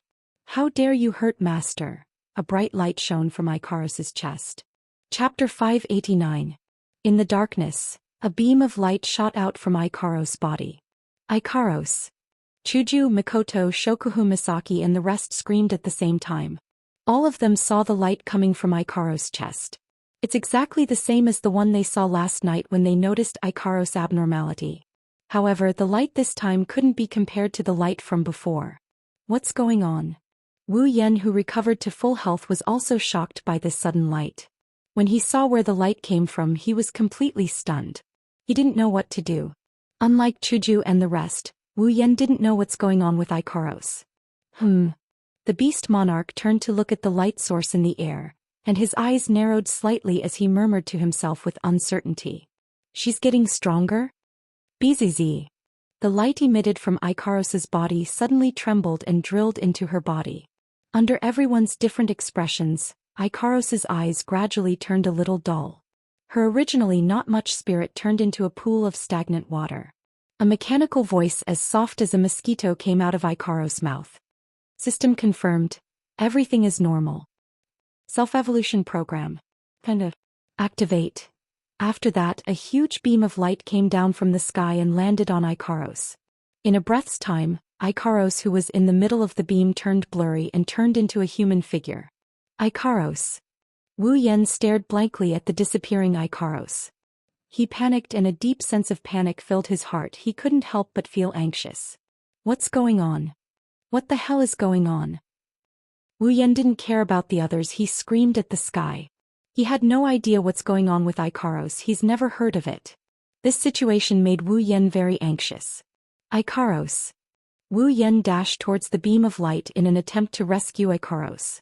But halfway there, Astria, who appeared out of nowhere, pulled him back. Master, don't go. Ikaros-senpai is fine. Unlike the panicking Wu Yan, Astria saw the change in Ikaros and her face was filled with excitement. Her eyes were filled with joy. Obviously, Astria knows what's going on with Ikaros's transformation. Astria, what's going on? Why is Ikaros? Wu Yan lost his composure. He grabbed Astria's hand nervously. He didn't react like this even when he encountered the Beast King. Master, don't worry. Astria cheered. Ikaros-senpai is evolving. Evolution. Wu Yan's anxious expression froze and turned into astonishment. Angeloid can evolve? Yeah. Astria nodded, but she didn't explain anything. Her face was red from excitement as she looked at the light projection in the sky. Wu Yan suppressed his worry and stared at the light projection in the sky. When the beam of light slowly receded into the humanoid light projection, pieces of light that looked like building blocks floated in the air and covered the light projection. Tipia Ikaros version 2. Activate. After the light projection formed a humanoid figure, the light dimmed and a brand new Ikaros appeared in front of everyone. Everyone was stunned by the sight of Ikaros floating in the air. They stared at her blankly for a long time before they realized what was going on. Starlight shimmered around Ikaros. A white feather coat that could only cover her breasts extended down from her chest like a pair of wings. She wore a pair of white shorts that went all the way down to her thighs. 2 shoulder pads that looked like a shield floated in the air beside her shoulders. On the sides of her calves floated a pair of smaller armor as well. Her original pair of pink wings have turned into 2 pairs. Like a pair of jade-like hands caressing the surface of the water, ripples of color spread out in all directions. Ikaros's long pink hair fluttered in the wind. Barefooted, Ikaros stood in the air like a goddess descending upon the mortal realm. Her eyes are closed, waiting for someone to summon her. Character: Ikaros ability, Sky Queen mode, Pandora mode. Strength: S endurance, S dexterity, S spirit, equipment. Artemis 2 permanent homing missile 2, asterisk, Aegis 2 absolute defense circle 2, Apon Apollo, Uranus system, asterisk. Level: 80, POS, version 2. Wu Yen Chuju Mikoto Shokuhu Misaki Astria Kinuhada Sayai Frenda, Takitsubu Riku Feifei Sylph Bingling and Bishi. Everyone's eyes were fixated on the beautiful angel. Even the Beast King's expression faltered when he saw Ikaros. Beautiful. Holy. In the depths of everyone's hearts, undisguised praise for these 2 people burst forth at the same time. She isn't human either. The Beast King said with an unreal tone. It's hard to tell if he meant it as a compliment or a negative. However, the Beast King's brows furrowed again. He actually had a worried expression on his face. He doesn't know what's going on with the girl, but the Beast King can feel that the situation is changing. The 2 aren't human and they aren't demonic beasts either. The invincible potion and the sudden change in the situation are causing the situation to spiral out of his control. The Beast King suddenly had a bad premonition when he saw the 2-winged angel floating in the air with her eyes tightly shut. Demonic beasts have strong instincts. The Beast King may have gained sentience, but he didn't abandon his instincts. His instincts are telling him that he forgot something that might harm him. Driven by this instinct, the demigod Beast King began to panic. I can't let this continue. The Beast King's eyes flashed with a ferocious light. While everyone else is still intoxicated by Ikaros' beauty, he's going to attack. Just like before, the walls around her began to ripple and countless sharp bone spikes shot out from within, aiming at Ikaros with unparalleled ferocity. This woke everyone up from their stupor. Seeing the bone spikes coming at Ikaros, everyone who's had a taste of their own medicine couldn't help but shout, "Watch out!" However, Ikaros acted like she didn't notice anything. She just stood there motionless, waiting for the Beast King's attack to come. This caused everyone to panic until the bone spikes are about to hit her. Aegis 2 Absolute Defense Circle 2. Ikaros spoke in a flat tone. Sound waves rippled out and a circular Aegis 2 Absolute Defense Circle 2 appeared around Ikaros, wrapping her whole body in it. Bam bam bam. The bone spikes landed on the Aegis 2 Absolute Defense Circle 2. The powerful attacks caused the Aegis 2 Absolute Defense Circle 2 to tremble a little. It looks like it's going to break at any moment. But, trajectory correction. The protective shield suddenly flashed and all the bone spikes on it turned around and attacked the Beast King within a breath's time. The Beast King's face changed. Chapter 590. Aegis 2 Absolute Defense Circle 2 had evolved to become a gold armament. It actually had the ability to defend from all angles and could even reflect attacks. Caught off guard, even the Beast King had to control the rebounding bone spikes and neutralize the rebounding force to avoid being injured by his own attack. With a wave of his hand, he retrieved all the bone spikes back into the wall with a gloomy face. His premonition seems to have come true. Ikaros acted like she didn't notice the Beast King's expression. She slowly opened her eyes. Compared to before, her crimson eyes are a lot more lively. They look like red wine that has been fermented for countless years. You can even see stars in them. Artemis 2 Permanent Rear-End Missile 2. Instantly, an overwhelming amount of pink light shot out from the 2 pairs of pink wings. Countless pink light rays filled the entire sky as if they had grown eyes. They spun in a circle in the air, and with the force of a tidal wave, the number of pink light rays was no less than the number of bone spikes from before, enveloping the Beast King. The Beast King's expression changed again. He clenched his fists when he saw the pink light rays filling his vision. The Beast King can tell from the momentum of the Artemis 2 Permanent Rear-End Missile 2 attack. It's not just the number, it's the same attack as before. Even the power has undergone a complete transformation. It's no longer a threat to him. The Beast King stomped his foot on the ground and 4 bone walls drilled out from the ground around him, enveloping him within. Boom boom boom boom boom, countless rays of light landed on the bone wall, resulting in a huge shockwave. The continuous bombardment soon covered the Beast Emperor's location. Flames and dust rose into the air, but they were unable to stop the cherry-red missiles. The missiles fired into the bone wall like soldiers who were not afraid of death. Everyone was stupefied, looking at the pink light that blotted out the sky and covered the earth, and listening to the firecracker-like sounds. The group fell into a state of stupefaction. Ikaros-senpai after her evolution. Xianxia shuddered. So scary, Ikaros. Chuju, Mikoto and the others were shocked. She's so strong. As for Fei Fei, Sylph, Bingling and Bishi, they've lost their ability to speak. The others know a little about Ikaros, but the 4 of them don't.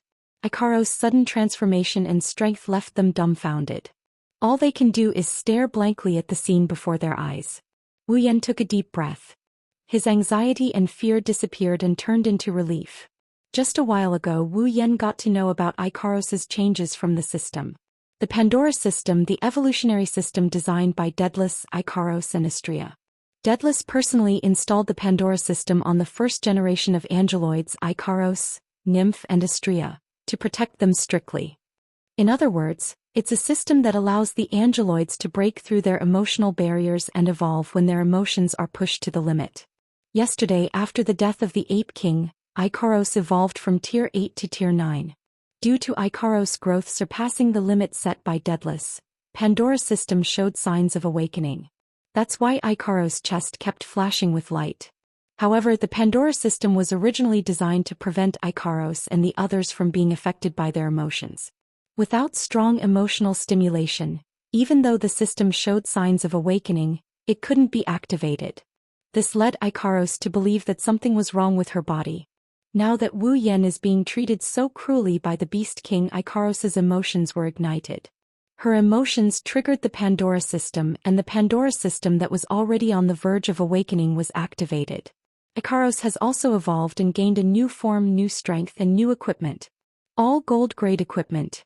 The current Ikaros is a true Tier 9 fighter after her breakthrough. Due to the evolution of the Pandora system, she's several times stronger than the average Tier 9 fighter. Daedalus really does love her daughters. Wu Yan muttered as he looked at the goddess-like Ikaros. Did it work? On the other hand, Hinajuku, Mikoto, Shokuhu Misaki, and the others were paying close attention to the Beast King's condition. In midair, Ikaros' eyes slowly regained their luster. When she regained her senses, she turned towards Wu Yan's direction. Only when she saw a perfectly fine Wu Yan did she slow down her anxiousness. Ikaros was about to fly towards Wu Yan's direction when she suddenly stopped and turned around to look at the smoke below. Almost at the same time, bone arrows shot out from the center of the smoke, ripping holes in the smoke. The moment Ikaros turned around, every single one of them landed on her body. The effect of resplendent breath reverberated in the air, causing the bone arrows to lose their effectiveness. However, Ikaros was also sent crashing into the wall behind her. Even though she wasn't injured, her head was starting to feel a little dizzy. After the bone arrows hit Ikaros, they exploded and turned into tens of thousands of smaller bone arrows. Wu Yan and the others who didn't have time to react were sent flying and slammed into the surrounding walls. Cough. Wu Yan, the only one who didn't use resplendent breath, coughed up a mouthful of blood due to the impact. His injuries healed in an instant, but the pain is still there. Wiping the blood from the corner of his mouth, he bitterly smiled. He would rather endure this kind of pain than consume the resplendent breath. It's not that he's looking for trouble, but he wanted to remind himself not to rely too much on the system items. He didn't want to put the people around him in danger like today. It's not like he's going to die anyway, it's just a little more pain. Wu Yan didn't know that there's going to be a problem soon. The smoke-filled area slowly became clear and the Beast King's figure appeared. The cold expression on his face told everyone what he's feeling right now. Looking at the people around him who didn't get hurt, the Beast King's gaze turned colder. He then stared at Wu Yan. Since he couldn't hurt anyone else for the time being, then the only person who had been injured by his attack would naturally become his target. Humph. The Beast King snorted. The wall behind Wu Yan exploded and slammed into him, sending him flying. After that, a large number of bone arrows came from all directions and turned Wu Yan into a porcupine. Puchi. Large amounts of blood dripped from Wu Yan's body. Intense pain came from every part of his body. Wu Yan clenched his teeth and shouted. He tightened his muscles and forced the bone arrows out of his body. At this moment, a childish cheer resounded throughout the entire space as Wu Yan heaved a sigh of relief. It's done. At the same time, the Beast King on the ground was alarmed. His face changed. In the next moment, the Beast King's skin exploded. Bang! The skin on his body started to fester. After fighting for so long, the Beast King was finally injured. Chapter 591. At this time, the Beast King's appearance was no longer as extraordinary as before. His beast skin clothes were tattered and his skin was cracked and festered. Wounds covered his entire body and even his face had 2 open wounds. Blood slowly flowed out like a stream, and the Beast King had completely turned into a bloody man. Fei Fei, Mikoto, and Shokuhu Misaki looked at the bloodied Beast King in disbelief. Hinajiku, Mikoto, and Shokuhu Misaki seemed to have thought of something. They quickly looked towards the corner and saw a small figure floating in the air with both hands clenched. It's Flandre-chan. Flandre-chan. Chuju, Mikoto, Shokuhu Misaki, and the others were overjoyed. Good job. Flandre-chan licked her lips, but she didn't look happy at all. Even Wu Yan, who was standing opposite Flandre-chan, had the same expression. There was even a hint of gloominess in his eyes. The ability to destroy eyes, an ability that could casually crush a level 9 long-arm ape king, was now used on a beast king. Unexpectedly, it only caused his skin to explode, but didn't completely crush him. Is a demigod really that invincible? Due to the difference in tiers, moving the eye on the Beast King's body was as difficult as ascending to the heavens, slower than a tortoise. In order to prepare for this attack, Flandre-chan forcefully suppressed her bloodlust and silently hid in a corner. Using the aura concealment stone to minimize her presence, she focused all her efforts on controlling the eye on the Beast King's body. All this time she had been in hiding, all for the sake of a one-hit kill. But the result was that she couldn't kill the Beast King. The Beast King may look like he's in a terrible state, but Wu Yan, Flandre-chan, and Ikaros can sense that the Beast King's aura didn't weaken at all. Flandre-chan. Wu Yan looked at Flandre-chan with a bitter smile. I thought the Beast King's eyes were destroyed? Why didn't it explode? In order to coordinate with Flandre-chan, he didn't even use his ruby mode. He used his body to block the Beast King's attack. He pretended to be weak so that the Beast King wouldn't notice Flandre-chan. Who would have thought it would still fail? Flandre-chan blinked her eyes in disappointment. Big bro, Flandre-chan couldn't see all the eyes on the Beast King. I can only see a small portion of them and I can only control a small portion. That's why I couldn't kill him. I'm sorry, big bro. Flandre-chan didn't know that her battle record would shock a lot of people to death if they were to hear about it. Since ancient times, there has never been a case of a demigod getting hurt by a tier 9 demigod. But not only did Flandre-chan manage to do so, she was the only one in the world with such a battle record. Can't see all the eyes. Wu Yan sighed. He felt a little dejected, but he also felt relieved. It's no wonder Flandre-chan was able to defeat someone in Gensokyo despite her heaven-defying abilities. It seems like Flandre-chan can't see all the eyes on the Beast King's body. Of course, without Gao Flan's strength, there's no way Flandre-chan's ability can be blocked. Flandre-chan's ability is still very scary. Master. Ikaros looked up and said. The target's vital signs are fluctuating. As soon as he finished speaking, the Beast King on the ground gently straightened his back. Because of his movements, a large amount of blood flowed out of his body and splattered onto the ground. Good. Very good. Very good. The Beast King raised his head and revealed his face to everyone, much to their surprise. The pair of ordinary black pupils had disappeared and were replaced by a pair of flat beastly eyes. The Beast King glanced at his cracked skin and shook his body as if he did not see it. He shook off all the blood stains on his body. His expression did not change, but an unusually strong pressure enveloped everyone's hearts. You've hurt me. The Beast King's face was expressionless. It's scary. You should be proud, be ye. With the Beast King as the center, a hazy yellow light suddenly lit up, instantly illuminating every corner of the battlefield. A hemispherical shield appeared from his body and quickly spread out in all directions, covering the entire space. The hemispherical barrier expanded at an extremely fast speed. When the edges of the hemispherical barrier reached their surroundings, Wu Yan and Co quickly raised their hands to block. However, the hemispherical barrier was like a gust of wind. It didn't do any damage to the group. Instead, it enveloped them. In just a short while, the surroundings turned into an earthy yellow space. Before the group of people had time to observe, their bodies suddenly sank as if they were being pressed down by a huge mountain. Wu Yan, Ikaros, Astria, Flandrachon, Mikoto, Sylph and the others who were flying in the air fell to the ground. Chuju, Shokuhu, Misaki, Kinohara, Sayai, Frenda, Takitsubu, Riku, Feifei, Bingling, Bishi and the others also fell to the ground. A terrifying gravitational force was exerted on everyone's body, causing them to be unable to lift their bodies or even raise their heads. All of this happened in only 2 to 3 seconds. When the group of people understood what had happened, they were already lying on the ground. Damn it! The veins on Wu Yan's forehead bulged. He tried his best to get up, but other than raising his head, he couldn't do anything else. Wu Yan, who has the body of a true ancestor and the strongest physique among them, is already in such a state. Shokuhu Misaki, who is physically weak, couldn't even move her eyelids. Her eyes were filled with pain. Oni-chan. Flandrachon felt her body getting heavier and heavier. He felt like she was suffocating.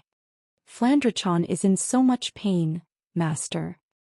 Ikaros and Astria struggled with all their might, but they couldn't move. Ikaros, who just evolved and got a huge boost in strength, was no exception. Yen.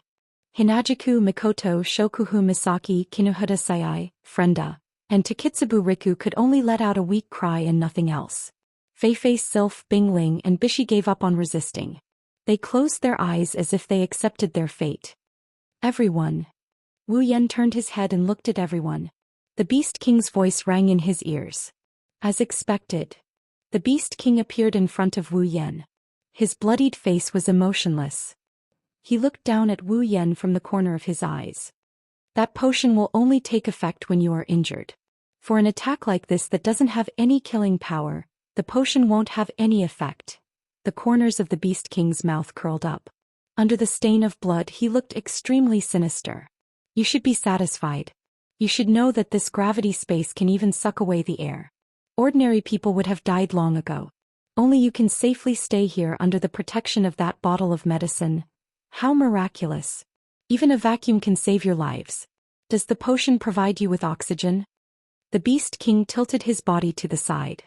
No matter what, as a reward for injuring me, let me quietly watch as your potion loses its effect. Bastard. Wu Yan raised his head and roared. Let them go. Fight me one-on-one if you have the guts. The Beast King sneered. Don't worry, I will save you for last. We will have plenty of time, but... Fight. Fight. Fight. Wu Yan shuddered when he heard the Beast King's words. He couldn't help but feel a sense of despair. Now he finally understood that the Beast King had been playing with them all along. He hadn't been serious at all. In all the previous battles, the Beast King had been playing around. Only now did he use a little bit of his true strength. This bit of strength is enough to make them despair. Chapter 592. Yen. Shokuhu Misaki tried her best to squeeze out a sentence. Don't worry. We won't die.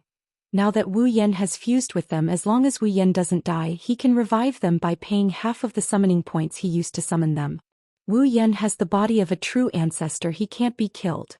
Even if he is imprisoned by the Beast King, he can wait until the right time to escape and revive the girls. That's pretty much what Shokuhu Misaki is trying to say. She didn't say it out loud, but she knew Wu Yan understood what she was trying to say. Yes. Yen. Chuju struggled to open her mouth. The most important thing is, you. The other girls didn't say anything, but they were probably thinking the same thing, including the most cowardly one, Frenda. Wu Yan bit his lips hard when he heard the girl's words. He felt so bad that he wanted to vomit blood. Am I really going to have to watch Chuju and the girls die? Then revive them? As for myself, I'm just struggling to live on? No. I'd rather die. I don't want them to die in front of me. Propping himself up on the ground, Wu Yan exerted so much force that his veins protruded out. The veins wriggled like earthworms. They looked like they would burst at any moment. One can only imagine how much strength their owner used. Wu Yan's actions were seen by the girls. They opened their mouths but no words came out. They couldn't bear to watch Wu Yan's desperate actions and they couldn't help but turn their heads away. How could a rational plan be compared to true feelings? If they were in Wu Yan's shoes, they would have to watch their loved ones die while they were the only ones who survived. Even if they knew there was hope, they would still feel pain. Even if the 10 of them survive, Fei Fei, Sylph, Bingling, and Bishi won't be so lucky. Their deaths would forever be a knot in everyone's heart. However, there's no other way. At this moment, everyone fell into a state of despair. Their eyes were glazed over except for Sylph. She only felt a sense of grievance. She had always been the absolute genius and expert in the eyes of others. She had never thought that there would be a day when she would have to rely on others to fight for the hope of survival. As for herself, she had not been of any use at all. That's why Sylph felt aggrieved. It wasn't Sylph's fault. She was just a magus who needed to chant spells. What could she do in a chaotic battle like that? Powerful magic required chanting, and the more powerful it was, the longer the chanting would take. Unfortunately, the level of the battle was beyond her level, and the surrounding terrain was constantly changing, which disrupted her casting. In the end, she couldn't even cast a single spell. As for spells that don't require long chanting time, they were completely useless. As a result, Sylph, who wanted to participate in the battle, was the one with the least impact. If the opponent was a demigod, Sylph wouldn't have fallen to this state. Even if the opponent was a demigod, she would still be able to make a difference with her companions. The strange thing is, this is the Beast King's body. The terrain kept changing and Sylph, as a magus with a gold armament, was reduced to a mere spectator. Sylph felt aggrieved. She turned her icy blue eyes towards Wu Yan. She felt bitter in her heart. Perhaps she will never have the chance to report his possession of the ring to her superiors. Time ticked away like days or years. Wu Yan tried to get up, fell down, got up again and fell down again. It's a sad and desolate place. The Beast King sat on his throne of bones and stared at everyone. To be more precise, he was staring at the glowing halos around them. With the passage of time, the halo protecting the 13 people who had taken the resplendent breath was slowly fading away. It was only a matter of time before it disappeared. The Beast King didn't care about any of this. Instead, he focused on Wu Yan, who kept trying to get up. His emotionless face made people feel like they were watching an ant trying to move food that was 10 times bigger than itself. Moreover, the food was placed there by him. As time passed, Wu Yan became more and more anxious. His expression became more and more distorted. He tried to get up more and more frequently, but all of his attempts were in vain.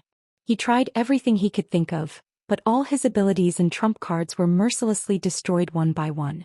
The Gate of Babylon, which only needed to be activated with his mind, was destroyed by the gravity of this space. Every time a ripple appeared, it would be destroyed. Even the 3 ruby modes were not suitable for this situation. There was nothing he could do. Wu Yan was about to go crazy. His unwillingness was expressed through his actions. As time passed, his movements became bigger and bigger. The Beast King was confused. Where did he get so much energy from? The halos on everyone's bodies grew increasingly dim. 3 hours had passed. It was about time for them to reach their destination. As time passed, Wu Yan's madness and anger slowly subsided. Calm down, calm down. Only by calming down can he think of a way. Yes, a way, a way. There are only 5 minutes left until the resplendent breath expires. There must be a way, there must be a way. 4 minutes. Think about it, what else do I have? 3 minutes. Think about it, what else did I not consider? 2 minutes. Think about it. 1 minute. Think about it. His mind was spinning rapidly. He was moving with unprecedented agility. Deep in his mind, he started to browse through all the items in the system. Equipment, ability, summoning, tools. Wu Yan has found a tool to resist gravity. The key is how to get rid of the Beast King. The Beast King is the most important part. In the 4 columns of the system, was there anything that he needed? Was there anything that he could use at this time that could help him get out of this situation? Suddenly Wu Yan was stunned. System? Yes. Yes. It's the system. System. Quick. Give me a way to deal with the Beast King. It's obvious that Wu Yan is grasping at straws in a desperate situation. However, Wu Yan did not expect that he would turn to the right doctor this time. The voice that he is so familiar with, even a little annoying, rang in his mind. Wu Yan froze on the spot, his heart filled with ecstasy. User. According to the system's judgment, there are 536 ways to deal with the Beast King. 536 ways. *CK. This is the omnipotent system. Quick. Give me the most effective way. Wu Yan shouted in his heart. User is advised to summon a character that can suppress the Beast King. Wu Yan cursed in his heart. He was so anxious that he was about to cry. The problem is that my summoning points are not enough to support the summoning of a character of that level. Perhaps the system understood the anxiety in Wu Yan's heart. After a moment of hesitation, the system prompt sounded. Beep. User is in a severe state of emergency. Activating system emergency measures. Beep. Strategic decision. User is given a free summoning opportunity. However, the summoned character is only allowed to exist for 10 minutes. It will return after 10 minutes. The user would have to complete a compulsory mission issued by the system as the price. Do you accept? Wu Yan is ecstatic. There's no reason to reject the summons. He silently accepted the summons and the list of summons appeared in his mind. He skimmed through it and in an instant he locked onto a character. At this time the light on everyone's body dissipated. On the throne of bones, the Beast King opened its eyes. Time is up. It's not over yet. Wu Yan shouted. The summoning in his mind was triggered. The next moment the summoning light flashed. Chapter 593. Like a reverberating ring, the summoning light rippled outwards. Finally, the yellow space was dyed with a different color. It looked strangely attractive. Other than Wu Yan, everyone else was stunned. They looked up at the summoning light. Chuju and the other summoners understood what was going on. Their expressions changed. Unlike the khaki-colored light that filled every corner, the range of the summoning light was not large, and the light source was not very bright either. However, when the Beast King saw the dense light that rose into the air like a large light bulb, his expression changed. Yet another unexpected situation occurred. Humph. Furious, the Beast King swung his arm. A dark ripple spread outwards and hit the summoning light. Wu Yan and the others cried out in surprise. Bang. The ripple didn't even dim the summoning light. It was like an egg hitting a rock. While the Beast King was enraged, Wu Yan and the others sighed in relief. Fei Fei and the other three were still confused. The Beast King narrowed his cold eyes. He was enraged by the repeated accidents. He stared at the summoning light, but he wasn't in a hurry. I'd like to see what other tricks you have up your sleeves. Wu Yan ignored the Beast King's words. He stared at the summoning light with sweaty palms. The summoning light that was as tall as a person rippled. The illusory edges of the summoning light appeared and disappeared in the yellow space.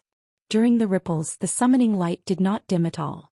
However, everyone present could see that a faint humanoid figure was slowly emerging from the summoning light.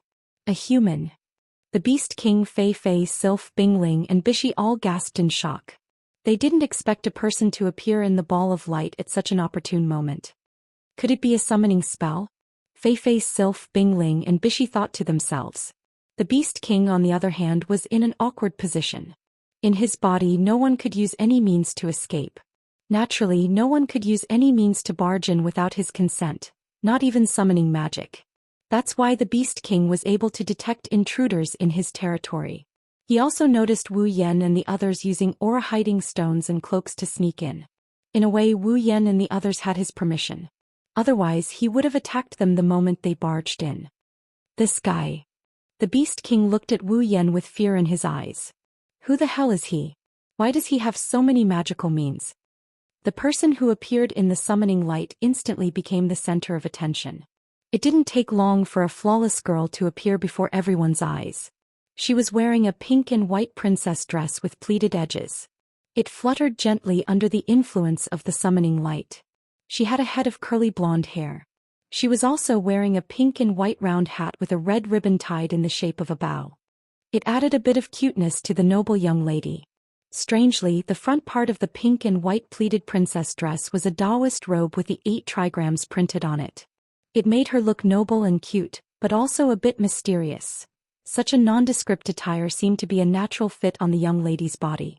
With that exquisite face that did not seem to belong to this world, it gave people a feeling that no matter what she wore, it did not matter. Furthermore, such attire actually highlighted her unique temperament. It was a miraculous aura that would make the world less colorful if she wasn't there. A red bow was tied to the end of the girl's long blonde hair. Her strange princess dress fluttered in the wind. She held a parasol in her hand. Her eyes were tightly shut. Amidst her nobility, there was a hint of tranquility and beauty. When the girl's full appearance was revealed, everyone was stunned. Even Fei Fei and the others seemed to have forgotten about their situation. She attracted all their attention. Only Wu Yan, who knew the girl's true identity from the start, maintained his consciousness. His face was filled with joy. A ray of light suddenly shot out from the girl's chest towards Wu Yan, who was lying on the ground. It connected to his heart. Only Wu Yan could hear that the two heartbeats were gradually changing. If anyone else could see the two heartbeats, they would see that the two heartbeats were slowly becoming the same. No one was able to react in time, including the Beast King. This change was beyond their comprehension, and everything was so sudden. Only Hinajiku and the rest who understood the reason behind it looked at each other with anticipation. Could this girl, who was about to become their companion, help them get out of this predicament? Finally, at some point the two heartbeats became the same. The ray of light connecting Wu Yan and the girl broke. It rolled into a small ball of light and shot into Wu Yan's body. The light of the summoning also dimmed and disappeared. Only the blonde girl was left floating in the air. Her skirt fluttered in the wind. She was still as beautiful as ever. The atmosphere of the entire place turned silent. The Beast King raised an eyebrow. He looked at the girl floating in the air with her eyes closed. He had a vague feeling that she wasn't as simple as she seemed. She looked like an ordinary girl. Her tall and slender body made the Beast King's heart clench. But he still said coldly, "How long do you plan to stay up there?" The Beast King had forgotten that they were still in his gravitational space. But the girl wasn't affected at all. The Beast King's voice echoed in the space. The girl ignored him. Her eyes were still closed as if she was asleep. The atmosphere became a little stifling. The Beast King frowned. "Are you ignoring this king's existence?" The girl still didn't respond. Wu Yan was starting to get anxious. The Beast King's face darkened. His eyes flashed. He suddenly made a move. A black ray shot towards the girl in the air. "Oh no!" Wu Yan was shocked. Just as the black light was about to reach the young girl, a strange sound suddenly rang out. The space in front of the black light suddenly collapsed and a hole opened up. The black light was swallowed into the hole and silently dispelled the Beast King's attack. "Allah, how rude!" A sweet and flirtatious voice came from the girl's mouth, breaking the peaceful and beautiful atmosphere. A pair of purple eyes gently opened. The parasol in her hand opened and was propped up by the girl on her shoulder. A pink and white folding fan appeared in her other hand at some point and touched her lips. It's rare to encounter such a miraculous thing. I still want to recall the memories that System forced into me. System? The Beast King frowned. The girl smiled and ignored the Beast King. It was as if he was just an unremarkable passerby in her eyes. Turning her head to look at the ground, she saw Wu Yan looking at her with a face full of joy. Blinking her eyes, she looked at him with interest. The corners of her eyes curved into crescent moons. "What a rude person who took away my life without my consent." Wu Yan's smile froze. He suddenly felt a little awkward. Seeing this, the girl couldn't help but laugh. "Alright, looks like you're not that annoying. I'll consider you a pass." As soon as she finished speaking, the girl shifted her gaze and looked around. Then she suddenly waved the fan in her hand. Boom!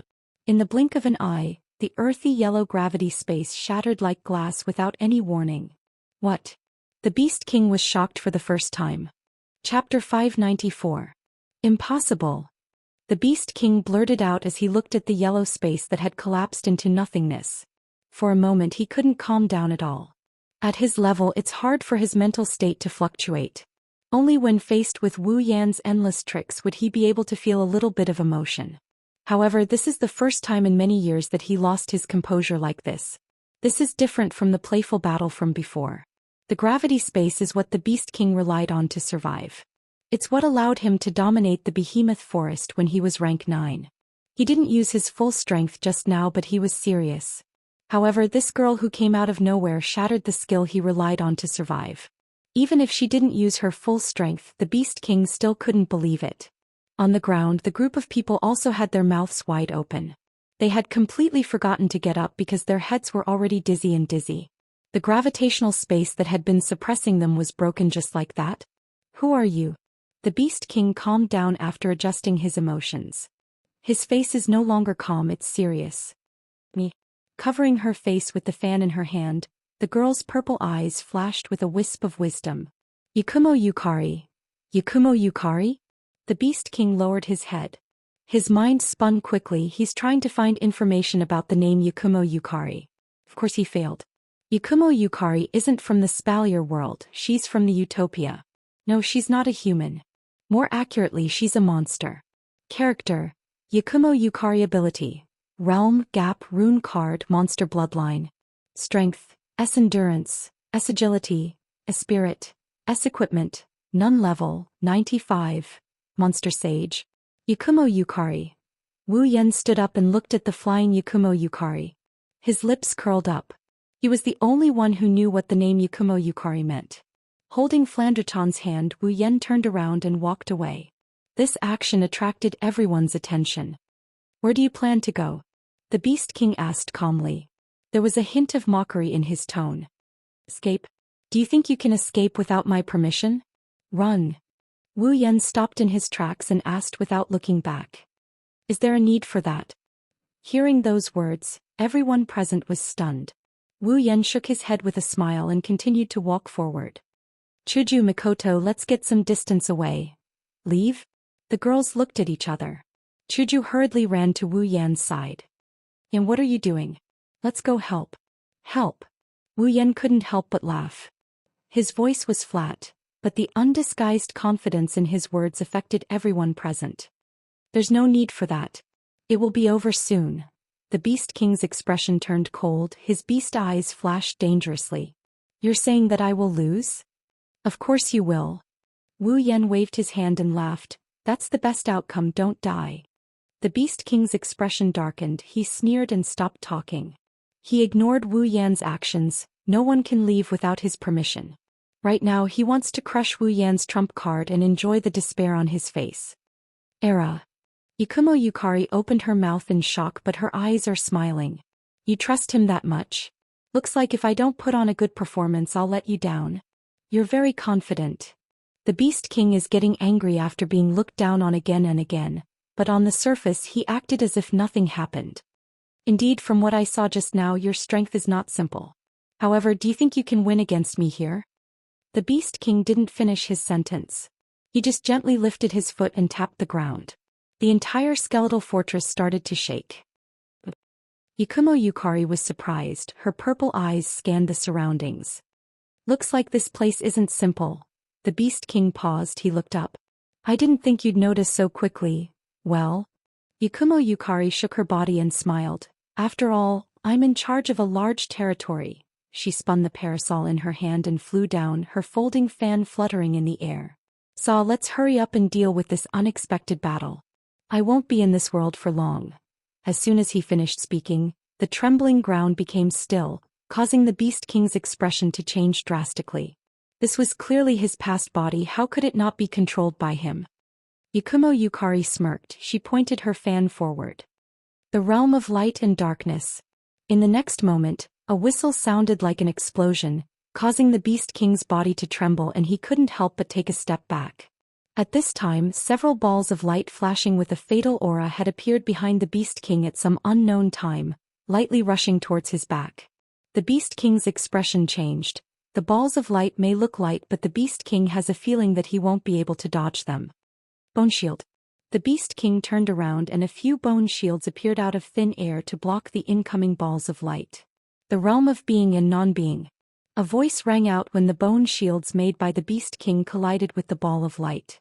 It was a simple sentence, and the bone shields suddenly disappeared as if they had never appeared. The Beast King was shocked. The balls of light were already in front of him before he could react. The Beast King's pupils constricted, he stomped his feet and turned into a shadow. He dashed towards the distance with extreme speed. When he fought Wu Yan and the others, the Beast King didn't move at all. This is the first time he's faced with Yakumo Yukari, he had no choice but to dodge. The Beast King didn't dare to underestimate her anymore. Without a doubt, Everything that happened just now was caused by Yakumo Yukari. She must be a demigod. Demigod. The Beast King appeared not far away. He looked at the smiling Yakumo Yukari. She's a demigod. Yakumo Yukari tilted her head and smiled at the Beast King. I don't have that much time for you to pay attention to other things. The Beast King shuddered when he heard Yakumo Yukari's words. He immediately felt a gust of cold wind behind him. He quickly turned around. A few black holes were spinning in the air. They devoured everything in their path, be it sound or air. Although they didn't make any noise, the Beast King knew that being hit by them would be no different than being hit by a real black hole. At that moment, the Beast King turned around. Just as he was about to do something, a sense of danger suddenly surged in his heart. The Beast King jerked his head up and quickly saw that the ball of light that he had dodged earlier had appeared in front of him. The attack of light and darkness swept through the Beast King like a hot knife through butter. Silently, the Beast King felt a suffocating sense of crisis. Without a second thought, the Beast King unleashed all of his powers. Ha! His hands were wrapped in heavenly might. They turned into shadows of fists and punched towards the balls of light and darkness. The Beast King was confident that this attack could send the balls flying. But at this moment, the calm voice rang in the Beast King's ears again. The realm of fast and slow. The lightning-fast fists disappeared, revealing the Beast King's fists.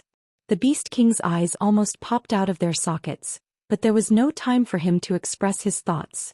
The balls of light and darkness descended upon him in an instant. Bang bang bang, thick smoke rose from the Beast King's body. Following the Beast King's roar, it felt a sharp pain coming from its body. The Beast King turned around, broke through the smoke and dodged to the side. A hand slowly rested on the Beast King's shoulder. Didn't I tell you? There's no time for you to pay attention to other things. The Beast King's hair stood on end. Chapter 595. Didn't I tell you? There's no time for you to pay attention to anything else. The Beast King's entire body froze. Cold sweat began to drip down from his forehead. His body tensed up as he felt the hand on his shoulder. The Beast King gritted his teeth and suddenly turned around to throw a punch. Bang! A muffled sound immediately rang out. However, the Beast King who had punched out a mouthful of blood was sent flying backwards and smashed into the ground. In the distance, everyone except Wu Yan was dumbstruck when they saw the Beast King Luftwaffe flying away. They felt like they're in a dream. The Beast King was sent flying. Bing Ling muttered in a daze. The demigod Beast King was sent flying. Yakumo? Bishi's expression didn't look any better. Could it be another demigod? A demigod that's stronger than the Beast King?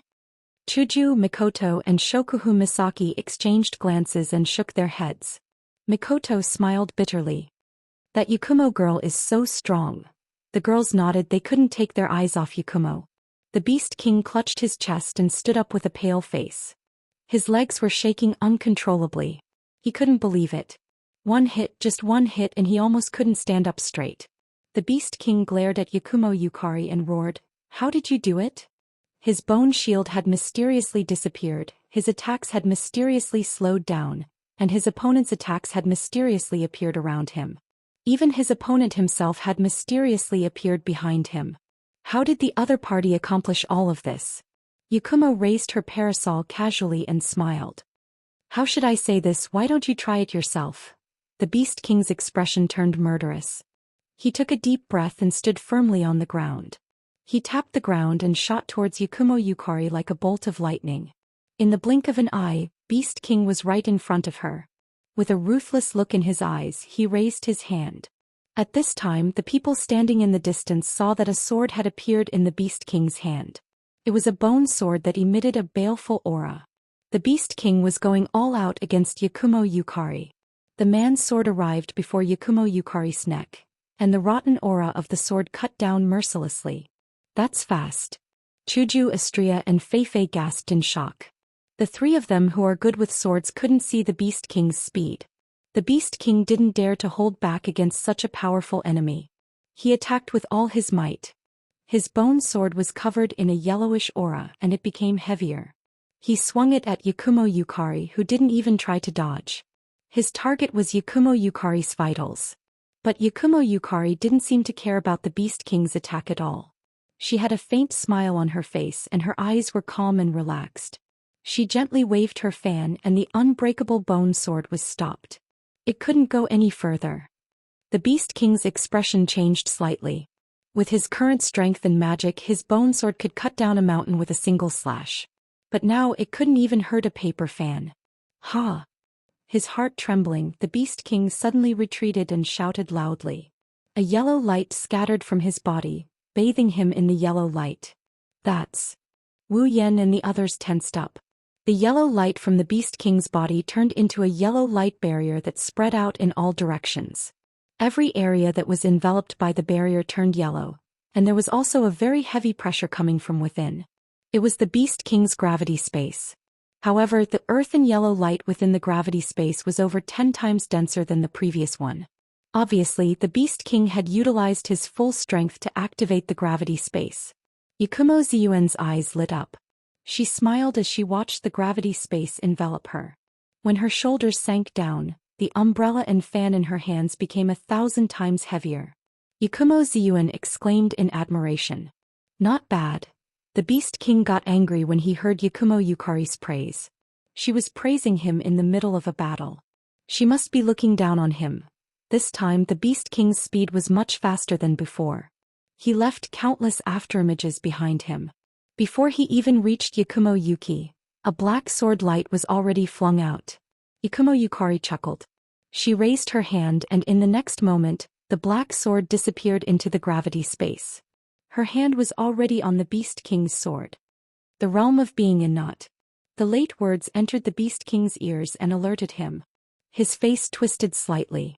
Yakumo Yuki pointed the parasol forward and a strong energy wave surged from the tip of the parasol. A dozen rays of light shot out from the tip of the parasol. The Beast King clenched his teeth and pulled back the bone sword. He swung the sword again and scattered the light. But after the light was scattered, it turned into countless tiny lasers. They scattered from the tip of the bone sword and shrouded the Beast King. The Beast King had no choice but to retreat, but Yakumo Yukari moved at the same time. The realm of being fast and slow. The retreating figure suddenly trembled and its speed instantly decreased by several times. Even though it was still very fast, the laser had caught up to it in an instant. Under the horrified expression of the Beast King, the laser viciously struck the Beast King's body. The laser directly pierced through the Beast King's body. With the sound of flesh being torn apart, many bloody holes appeared on the Beast King's body. Streams of fresh blood dripped down like a spring, bringing with it a wisp of burnt black smoke. Bang! The Beast King half knelt on the ground, using the bone sword in his hand to support his body. His entire body was trembling and there was also a trace of blood at the corner of his mouth. His beast eyes were completely dyed red. Of course, this was not blood but a sign of extreme anger. The Beast King raised its head with great effort and stared at Yakumo Yukari with its bloodshot eyes. It opened its mouth and spoke in a low voice. How did you do it? The smile on Yakumo Ziyuan's face disappeared. It was replaced with an indifferent expression. She stepped forward and stood in front of the Beast King. Realm power, my ability. Her purple eyes looked down at the Beast King kneeling in front of her and said calmly. The Beast King struggled to raise his head. Although the damage he received wasn't fatal, it's enough to make him lose the ability to fight. It's different from the damage inflicted by Flandrachan. Flandrachan only managed to tear open the surface of his skin, but this time, every bloody hole on his body was penetrated through. Even if the Beast King is the strongest magic beast with the strongest body, there is no way for it to move when there are dozens of holes in its body that have pierced through its body. Realm. The Beast King tried to muster up some strength. What is that? Yakumo Ziyuan glanced at the Beast King. The existence of things is built on the foundation of the existence of a realm. Without a water surface, a lake can't exist. Without ridges, mountains and the sky can't exist as well. If the realm of everything doesn't exist, then it would become chaos. Everything has a realm. Yakumo Ziyuan shook her head and waved the fan in her hand. As for me, all I did was control it. 8 profound realm. The Beast King gasped for air. The redness in his eyes had already disappeared. This was because they were now filled with shock and horror. Doesn't that mean? That's right. Yakumo Ziyuan's lips curled up into a confident smile. A powerful aura rose from her body. I can create something new.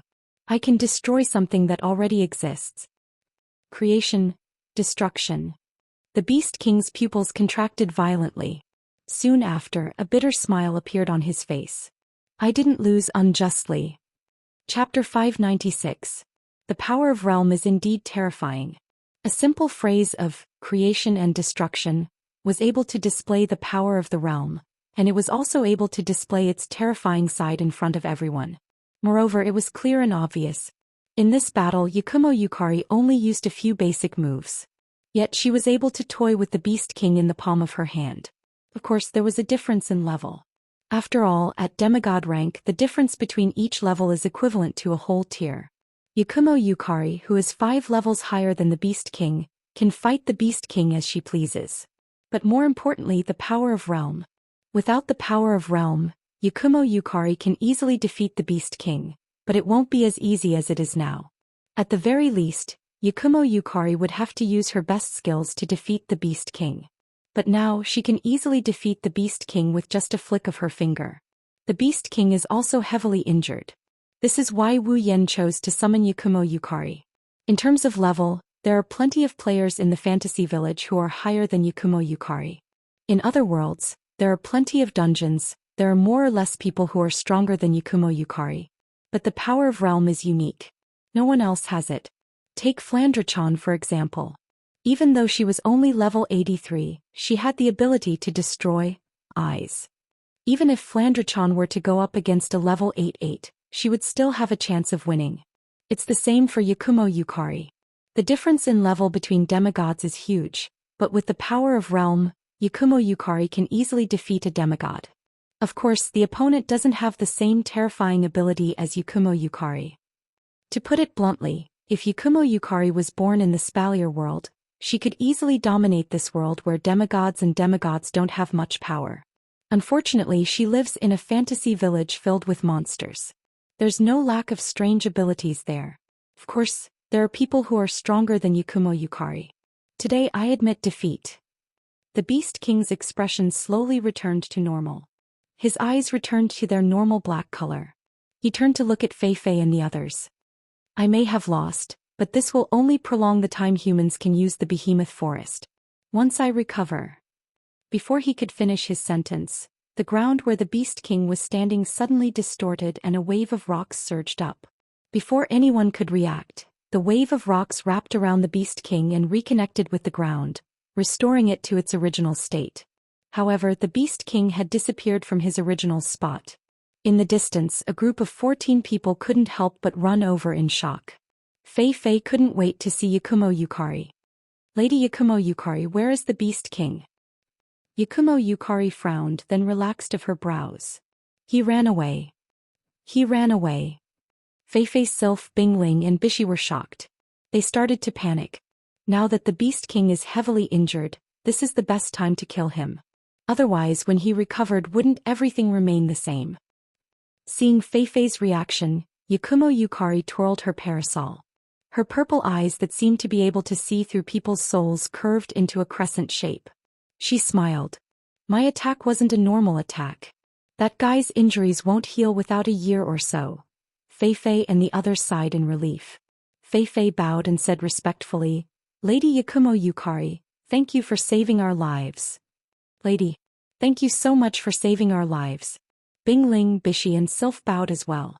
The person in front of them is a peak demigod. She can easily suppress the Beast King.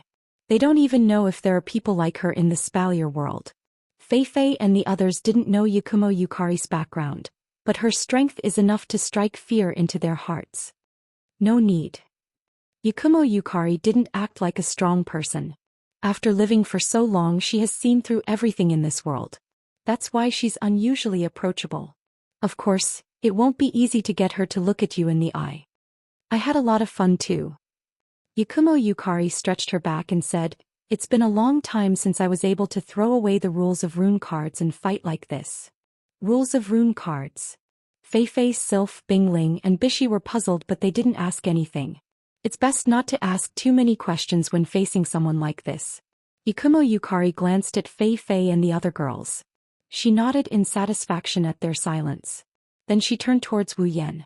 Her purple eyes shone brightly. It's obvious that she's interested in something. Wu Yan's lips twitched under Yakumo Yukari's gaze. He couldn't keep his cool anymore. He shrugged and he dryly laughed. Yukari, can you not look at me like that? It's creepy. Yakumo Yukari flinched. She didn't expect Wu Yan to call her so intimately. But she quickly flashed him an interested smile. What's wrong? Yakumo Yukari smiled mockingly. You took my life. Can't you let me look at you a little longer? Taken? Take. Wu Yan grinned sheepishly. He didn't know what to say. In a way, his summoning can be considered as taking away the lives of the summoned characters because their lives are already fused into his body. Huh. Yakumo Yukari looked at the girls behind Wu Yan. She was shocked when she saw Flandra-chan holding onto Wu Yan's hand. Flandra? You're here too. Flandra-chan was stunned. She looked at Yakumo Yukari in confusion. Do you know Flandra? But Flandra doesn't know you. Ma, you haven't seen me, but I have seen you before, you just don't know. Yakumo giggled. Wu Yan couldn't help but ridicule her. He felt like this, you haven't seen me before but I have seen you before, probably came with the help of some kind of black substance, for example the void space. Suddenly Yakumo Yukari frowned. At the same time her tall and slender body, under everyone's astonished gazes, started disappearing at a speed visible to the naked eye. Yukari. Wu Yan was stunned for a moment before realization dawned on him. Summoning time is up? Yakumo Yukari didn't answer him. She looked at herself and she waved her fan. She tapped her body with it. An invisible force acted on Yakumo Yukari's body. Her body stopped disappearing and under Wu Yan's shocked gaze, she recovered at a speed visible to the naked eye. Heh. Wu Yan pointed at the smiling Yakumo Yukari with a shocked look on his face. Isn't it time? Why are you? What's so strange about it? Yakumo Yukari said matter-of-factly, everything has its own realm. I don't really understand the existence of the system, but since there's a summoning time, then time has its own realm as well. All I have to do is control the realm of time. Then Yakumo Yukari sighed again. But that system is really mysterious. With my power I can only extend the summoning time, but I can't completely cancel it out. What kind of existence is it? So you're saying? Wu Yan paused for a moment, then with a very interesting expression he said, Yukari, you're staying? Of course. Yakumo Yukari closed her fan and raised her parasol. I never thought something so magical would happen to me. Of course I have to experience it. Time is stopped in Fantasyland anyway, I don't have to worry about it. Yakumo Yukari smiled slyly. So, I'll be in your care for now, Yen-kun. In an instant, Wu Yan felt a tail grow out of Yakumo Yukari's back, a devil's tail. Chapter 597. Wu Yan acted like he's very familiar with Yukari on the surface, but inside he's very shocked. Ever since he got the system, Wu Yan has been following the system's rules. If he wants an item he has to exchange it with points. If he enters a dungeon he has to complete the dungeon mission. Even the special item needed to unlock the mysterious crystal was made by the system. Yukari, on the other hand, can use her own ability to resist the system and achieve her goal. Even though it's just extending the summoning time, it's still a huge blow to Wu Yan. After all, in his subconscious mind, the system is an omnipotent entity. Yukari's actions have taught Wu Yan a lesson. She used the most obvious method to tell Wu Yan that the system is not something he can't resist. Coupled with the fact that the return scroll didn't work, Wu Yan has a feeling that the system is just SOSO. On the other hand, Yukari has been observing Wu Yan's reaction. Naturally, she noticed the changes in Wu Yan's expression. Purple's pupils flashed. Raising the folding fan in his hand, Purple suddenly said, Actually, that system is really an incredible thing. Wu Yan was stunned. He turned to Yukari and thought, is it that easy to see through me? How come both Shokuhu Misaki and Yakumo Yukari can see through my thoughts? Violet smiled faintly. It was just a slight curl of her lips, but it was enough to make Bing Ling and Bishi, who were both afraid of her, turn to look at her. I've encountered a lot of headache-inducing things in the fantasy village, but I've never seen something like this that can create equipment out of thin air, give people abilities and have so many strange items. It can even strip people of their lives and forcefully integrate them into other people's bodies. Yukari glanced at Wu Yan with a meaningful look. To be honest, this is the first time I feel like my life doesn't belong to me. I feel like I'm being toyed with by someone else. If it weren't for the fact that there are no loopholes in the memory given to me by the system, I might have treated you as the culprit and dissected you directly. Wu Yan's body trembled when he heard that. He subconsciously distanced himself from Yukari by 2 to 3 meters. His inner thoughts turned into chills. As expected of the sage of monsters, Yakumo Yukari. She's so pretty yet she can talk about anatomy so casually. Shouldn't she be the one toying around with other people's lives? She should be the one toying around with people's lives. Yukari smiled mischievously. She lifted her parasol and placed it on her shoulder. Yen-kun, don't worry. My life is tied to yours. I won't do anything to you. Wu Yan laughed dryly. He finally understood. When Yakumo Yukari uses the word I to describe herself, it means she's serious. When she uses the word concubine to describe herself, it's either to keep her distance or to mock others. That's why he felt that between using I to say dissection and using A to say I won't do anything to you, he should trust the former. Na Yukari.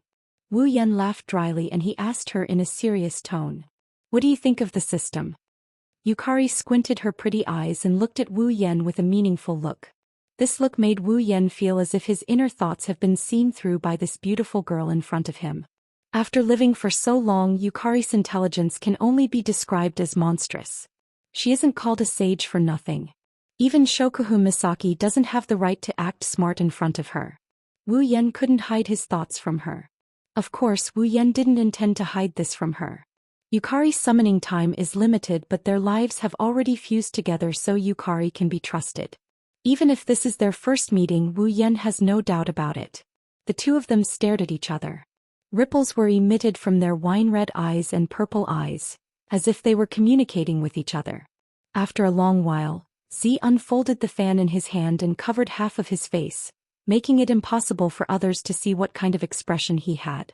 However, traces of satisfaction could be seen in his purple eyes. As for the system, I don't know its origin. I don't know what gave birth to it. I don't know the cause and effect that brought it to you. Yukari turned around with her back facing Wu Yan. Her voice traveled into Wu Yan's ears. However, since the system has fused with your soul, it will be harmless to you. This is something that I can guarantee.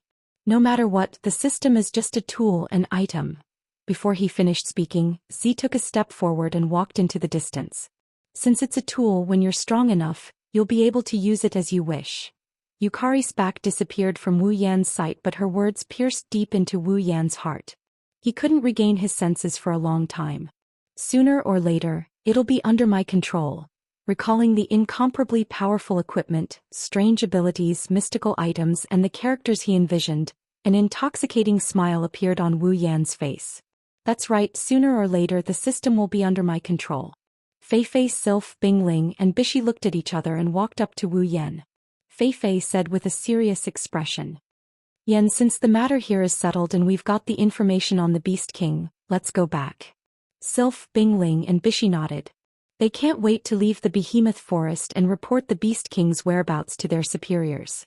In this way, the members of the council would be able to seize the time to find the whereabouts of the Beast King before he recovers from his injuries and eliminate the Beast King to prevent any unnecessary trouble. Wu Yan roughly understood what Fei-Fei and the others were thinking. However, he didn't have high hopes for them. As the saying goes, a starving camel is still bigger than a horse. He doesn't think the Beast King will be killed so easily. However, Wu Yan didn't object. All right, since the Beast King has escaped, this place shouldn't be able to restrain us anymore. We should be able to leave. Wu Yan nodded and agreed. Wu Yan looked at Yukari, who is talking to Flandre-chan, and the girls who are talking to her. He then looked at the Beast King's gigantic body. When Wu Yan found out that this is the Beast King's body and they can't escape, he had an idea. He wondered if he could turn this gigantic body over to the system in exchange for points. At that time, the system notified him that the Beast King is still in control of this skeletal fortress. That's why he can't turn it over to the system for points. But now the Beast King is no longer here. If that's the case, I should be able to turn it over to the system for points. Wu Yan's lips curled into a sinister smile. Fei-Fei and the others shuddered. Without saying a word, Wu Yan waved his hand. In the next moment, the gigantic skeletal fortress suddenly disappeared. Everyone felt like they were being shaken. Then the dazzling sunlight shone on everyone's face. They couldn't help but squint their eyes. Ding. Obtained 1 million item points. Wu Yan laughed. This is great. Before coming to the behemoth forest, he used to exchange for items to save his life. Now his item points are back to 10 million. Fei Fei and the others looked at the skeletal fortress that disappeared without a trace. Their eyes lit up, but they didn't say a word. Along the way, Wu Yan's methods had shocked them. They were already numb to it. Chapter 598. Outside the behemoth forest, camp. It has been a day since the expedition team returned from the behemoth forest. Initially, many people didn't have high hopes for the expedition team's mission in the behemoth forest. After all, the behemoth forest's outer perimeter is still manageable. Even if the behemoth forest is different from before, the expedition team should still be able to survive. However, the inner perimeter is a different story. In the inner region, the demonic beasts were at least at the peak of level 7, and level 8 demonic beasts were innumerable. With the elite expedition team consisting of level 7 demonic beasts and only one level 8 demonic beast leader, entering the inner region was simply courting death. In fact, even the Thunder Sovereign himself did not think highly of the elite exploration team's ability to obtain the information and return safely. In fact, if it wasn't for the imperial family's decision to send the younger generation Sylph for this mission, Lei Wang would have formed a team of Tier 8 demonic beasts to explore the behemoth forest. Although it was impossible to form a 100-man team with 8th Order powerhouses, even if it was only half or less, it was still better than a 100-man team with 7th Order powerhouses. To be more precise, the expedition team is nothing more than a sacrificial pawn for the major houses to fight against each other. Aside from Fei Fei, Sylph, Bingling, and Bishi, the rest of them will most likely perish in the giant beast forest due to the rivalry between the major houses. Lei Wang's plan was to wait for Fei Fei, Sylph, Bingling, and Bishi to use their trump cards to escape from the behemoth forest. Then he would send a team of 30 Tier 8 demonic beasts into the behemoth forest to carry out the mission. The expedition team from before was just child's play. However, to everyone's surprise, the members of the elite expedition team actually completed their mission successfully. Moreover, other than a few people, there were no casualties. This was simply inconceivable. When the entire elite expedition team came out of the giant beast's forest, the Thunder King almost thought that he was seeing things with his old eyes. After that, Lei Wang finally learned about the expedition from Fei Fei, Sylph, Bingling, and Bishi. He finally understood that it was all because of Wu Yan. This made Lei Wang feel exceptionally gratified. He didn't expect Wu Yan to not only fulfill his request, he also brought back the entire team with him. How could Lei Wang not be happy? Of course, this little bit of happiness was quickly extinguished by the news that Fei Fei and the other three brought back. The Beast King has really been born. Lei Wang's expression turned serious. He placed his hand on the table and left a handprint on it. Looks like the storm in the Spalier world is about to get bigger. Fei Fei, Sylph, Bingling, and Bishi's expressions turned serious. Their hearts felt heavy and they didn't feel happy about completing their mission. Lei Wang shook his head and laughed. He patted Fei Fei's shoulder. Alright, you don't have to worry too much about this. No matter what, you all completed the mission very well. You all deserve to be rewarded. Fei Fei lowered her head and smiled bitterly. No, if it wasn't for Yen, I'm afraid we would have died in the Beast King's hands. Bingling and Bishi remained silent. In their hearts they felt even more ashamed than Fei Fei. After all, Fei Fei had tried to fight against the Beast King. As for them, they couldn't even muster up the courage to fight against the Beast King. Lei Wang laughed. That little fellow's performance is indeed very good. Looks like it was a wise choice to seek his help in advance. If I didn't know from your mouths that that mysterious little fellow has so many miraculous methods in his hands, I would have wanted to give him some reward. Now, I'm afraid that he won't take a fancy to it. If Wu Yan was here, his heart would have broken into pieces. How can something at Tier 9 bring out be ordinary? Even if it's not as good as the system's products, it's still worth a lot of points to trade for. Besides, it's not like you all didn't get anything out of it, right? Lei Wang smiled at the four of them. After this trip to the behemoth forest, I'm sure you all have grown a little. Now it's time to turn this experience into real strength. Of course, regarding all of this, Fei Fei is already a step ahead. When he said this, the smile on the Thunder King's face grew even wider. I believe that Li Lu and your teacher will be so happy that they won't be able to sleep if they know that you have advanced to the 8th level. Hearing the Thunder Emperor's words, Fei Fei finally smiled a little. Her advancement this time was indeed an exceptionally joyous matter. Sylph suddenly spoke up. Master Lei Wang, that Lady Yakumo. The Thunder Sovereign gradually withdrew his smile. His expression sank and he appeared somewhat uncertain. Did Lady Yakumo really defeat the Beast King? Fei Fei, Sylph, Bingling and Bishi nodded solemnly. They saw Yukari defeating the Beast King with her own eyes. How could it be fake? She defeated the Beast King without breaking a sweat. Lei Wang's eyes were filled with respect. This Lord Z, just where did this super expert come from? Did that little guy summon her with a summoning spell? But I've never heard any rumors about that lord. He doesn't seem to be like the other 5 legendary peak demigod-level powerhouses either. Fei Fei and the other 3 kept their mouths shut. It was impossible for them to have heard of the rumors of the 5 peak demigod rank experts. Therefore they couldn't give any opinions. Could it be?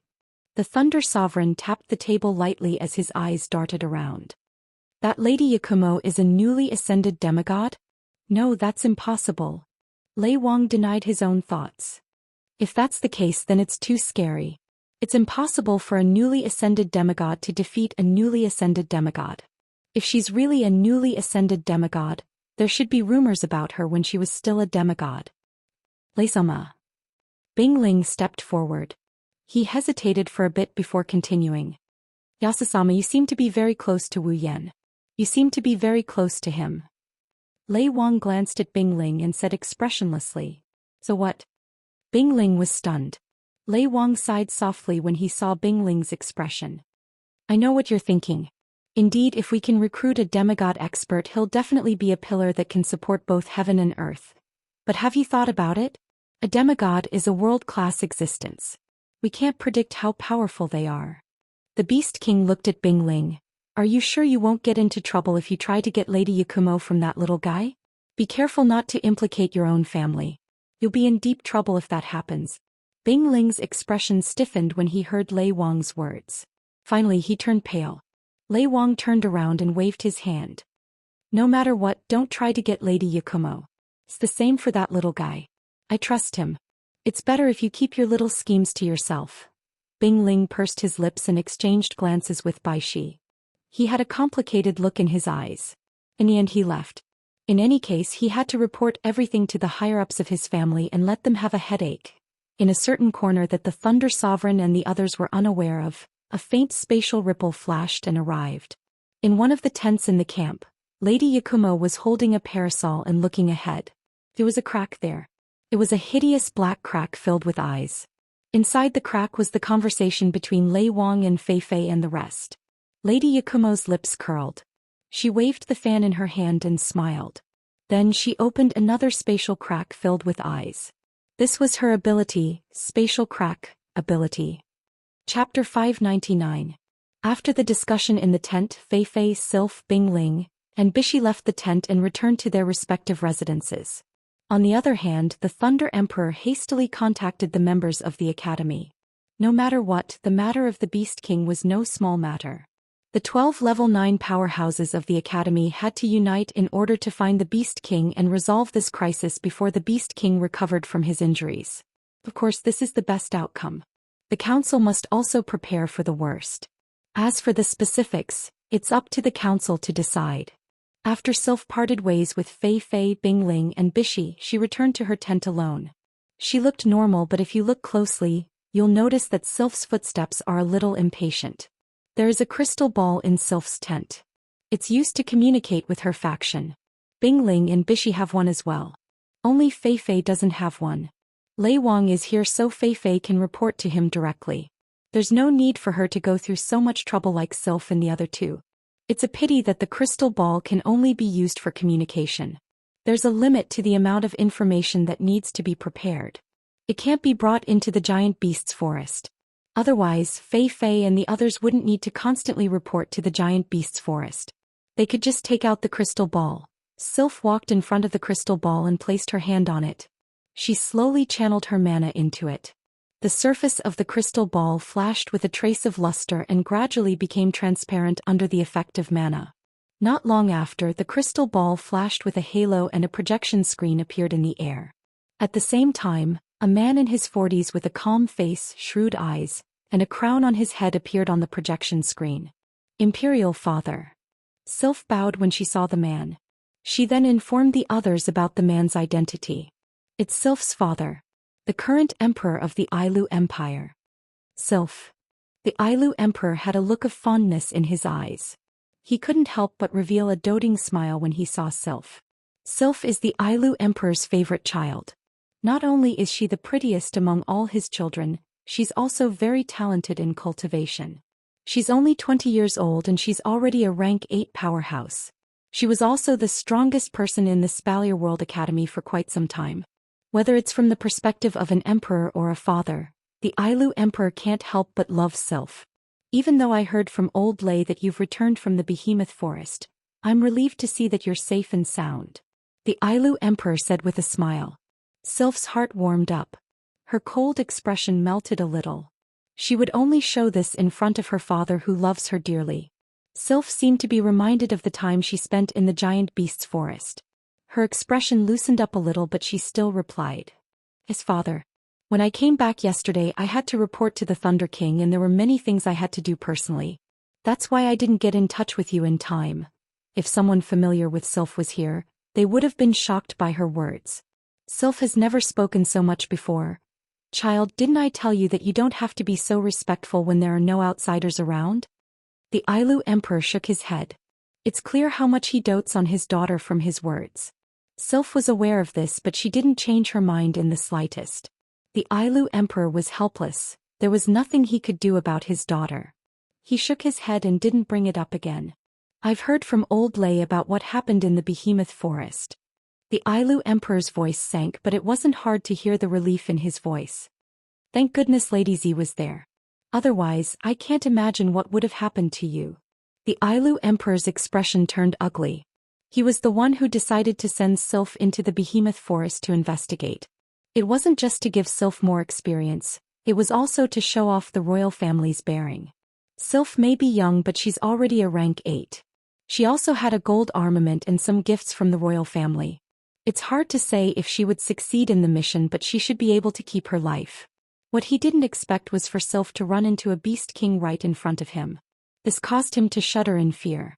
Father. Sylph raised her head and looked at the Ailu Emperor on the screen. I found something else during my trip to the Behemoth Forest. Something else? The Ailu Emperor looked at Sylph with a hint of surprise in his eyes. What did you find? You don't even want to talk about your trip to the Behemoth Forest? Sylph pondered for a moment as if she was weighing her words carefully before she spoke. Father, I found my ancestor's ring of authority. What did you say? The Ailu Emperor's expression changed after hearing Sylph's words. His expression changed even more than when he heard the news of the Beast King's birth. His face couldn't help but inch closer to the crystal ball. You said you found the ring of authority? The Ailu Emperor asked anxiously. Where is it? Where's the ring of authority?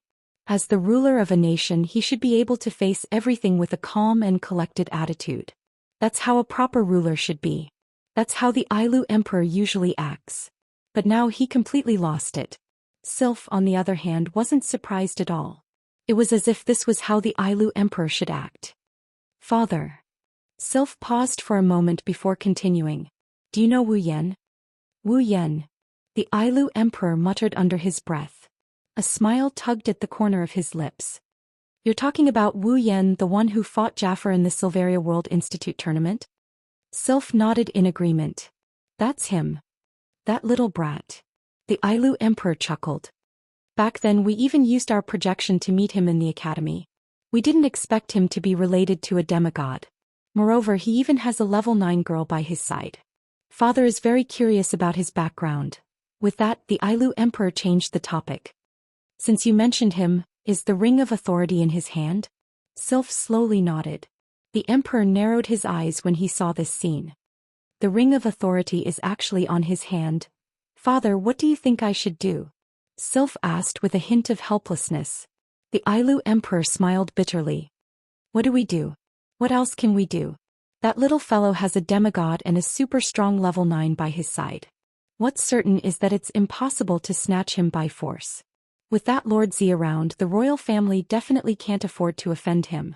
Even if that person were to take action. But what about the ancestors' ring of authority? Sylph asked. The Ailu emperor fell silent for a long time before he sighed.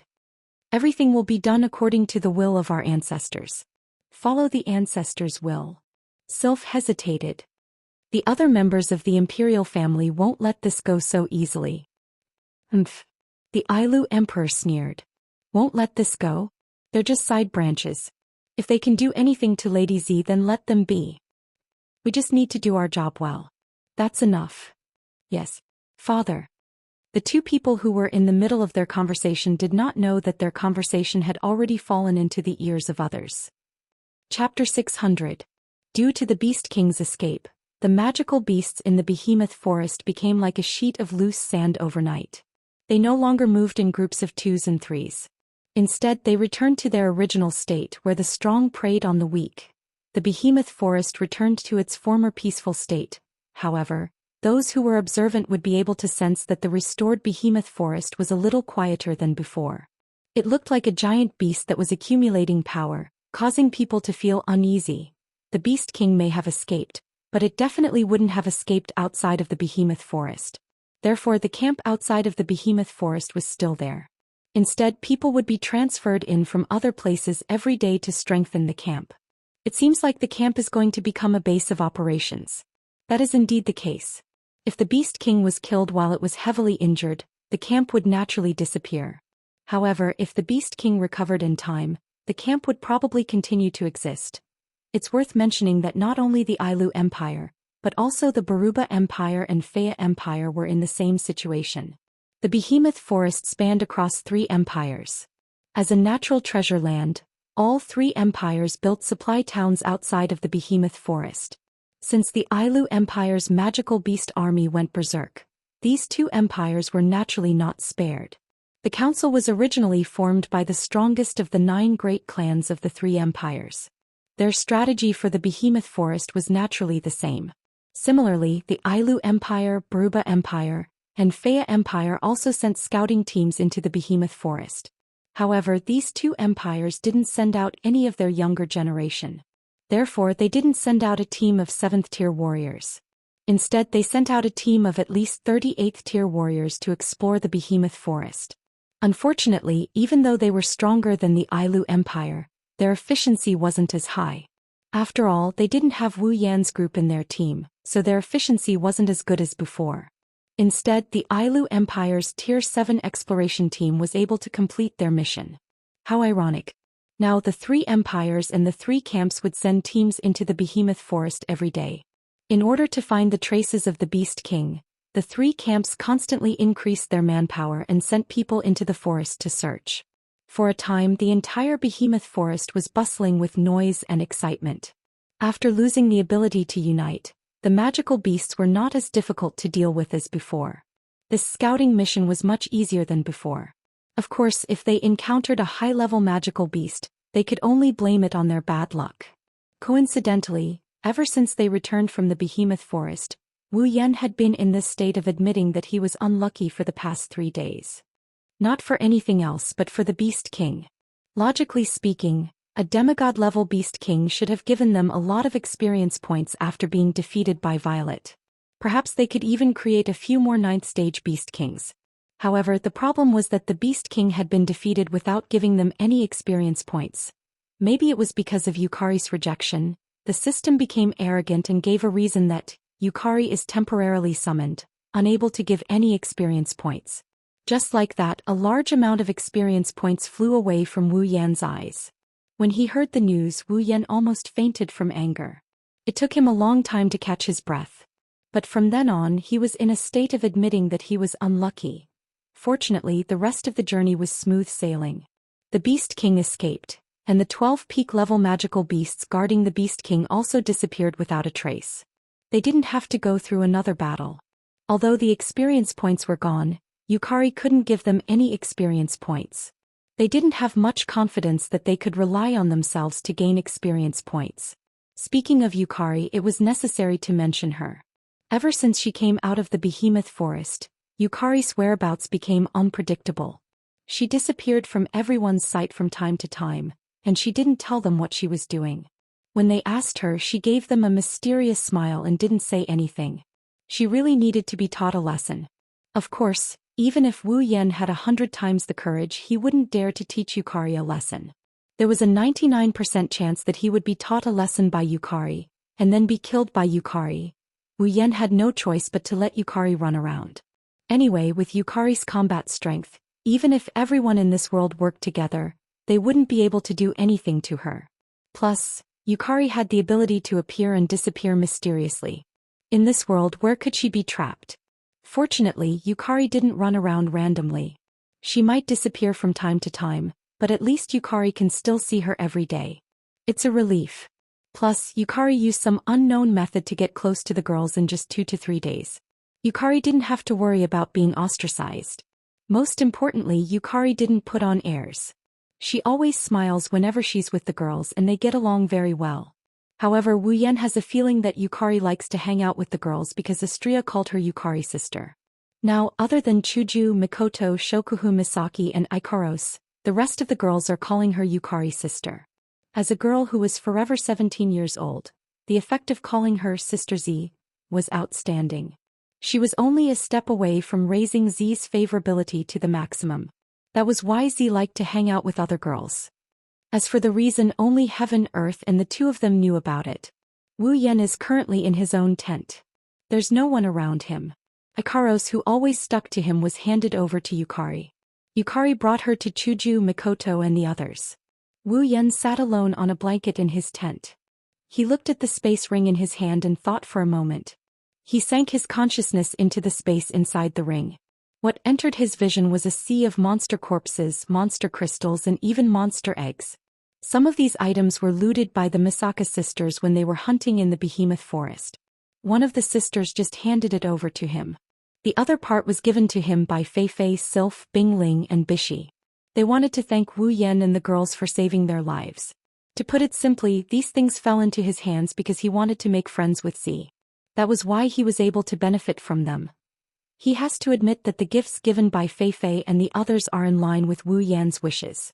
Monster corpses can be exchanged for item points, monster crystals can be exchanged for ability points, and monster eggs can be exchanged for summoning points. With these items, Wu Yan's net worth will increase by quite a bit. What caught Wu Yan's attention the most is the monster eggs that can be exchanged for summoning points. After some thought, Wu Yan swiped his finger across the screen and opened the system projection. He clicked on the summoning tab and stopped after a while. Itsuka Kodori, date battle character. Fire spirit. Dual personality. Originally a human but later transformed into a spirit. Identification name is Efreet. 100,000 summoning points. Tokisaki Kurumi. Dating battle character times spirit dual color pupils. Identification name, Nightmare. 95,000 summoning points. Night Sword God Toka. Date battle character, sword spirit identification name Princess. 100,000 summoning points. Yoshino. Date battle character Ice Spirit. She created a unique personality Yoshino. The two of them almost never leave each other. Identification name, Hermit. 85,000 summoning points. Wu Yan started to feel conflicted.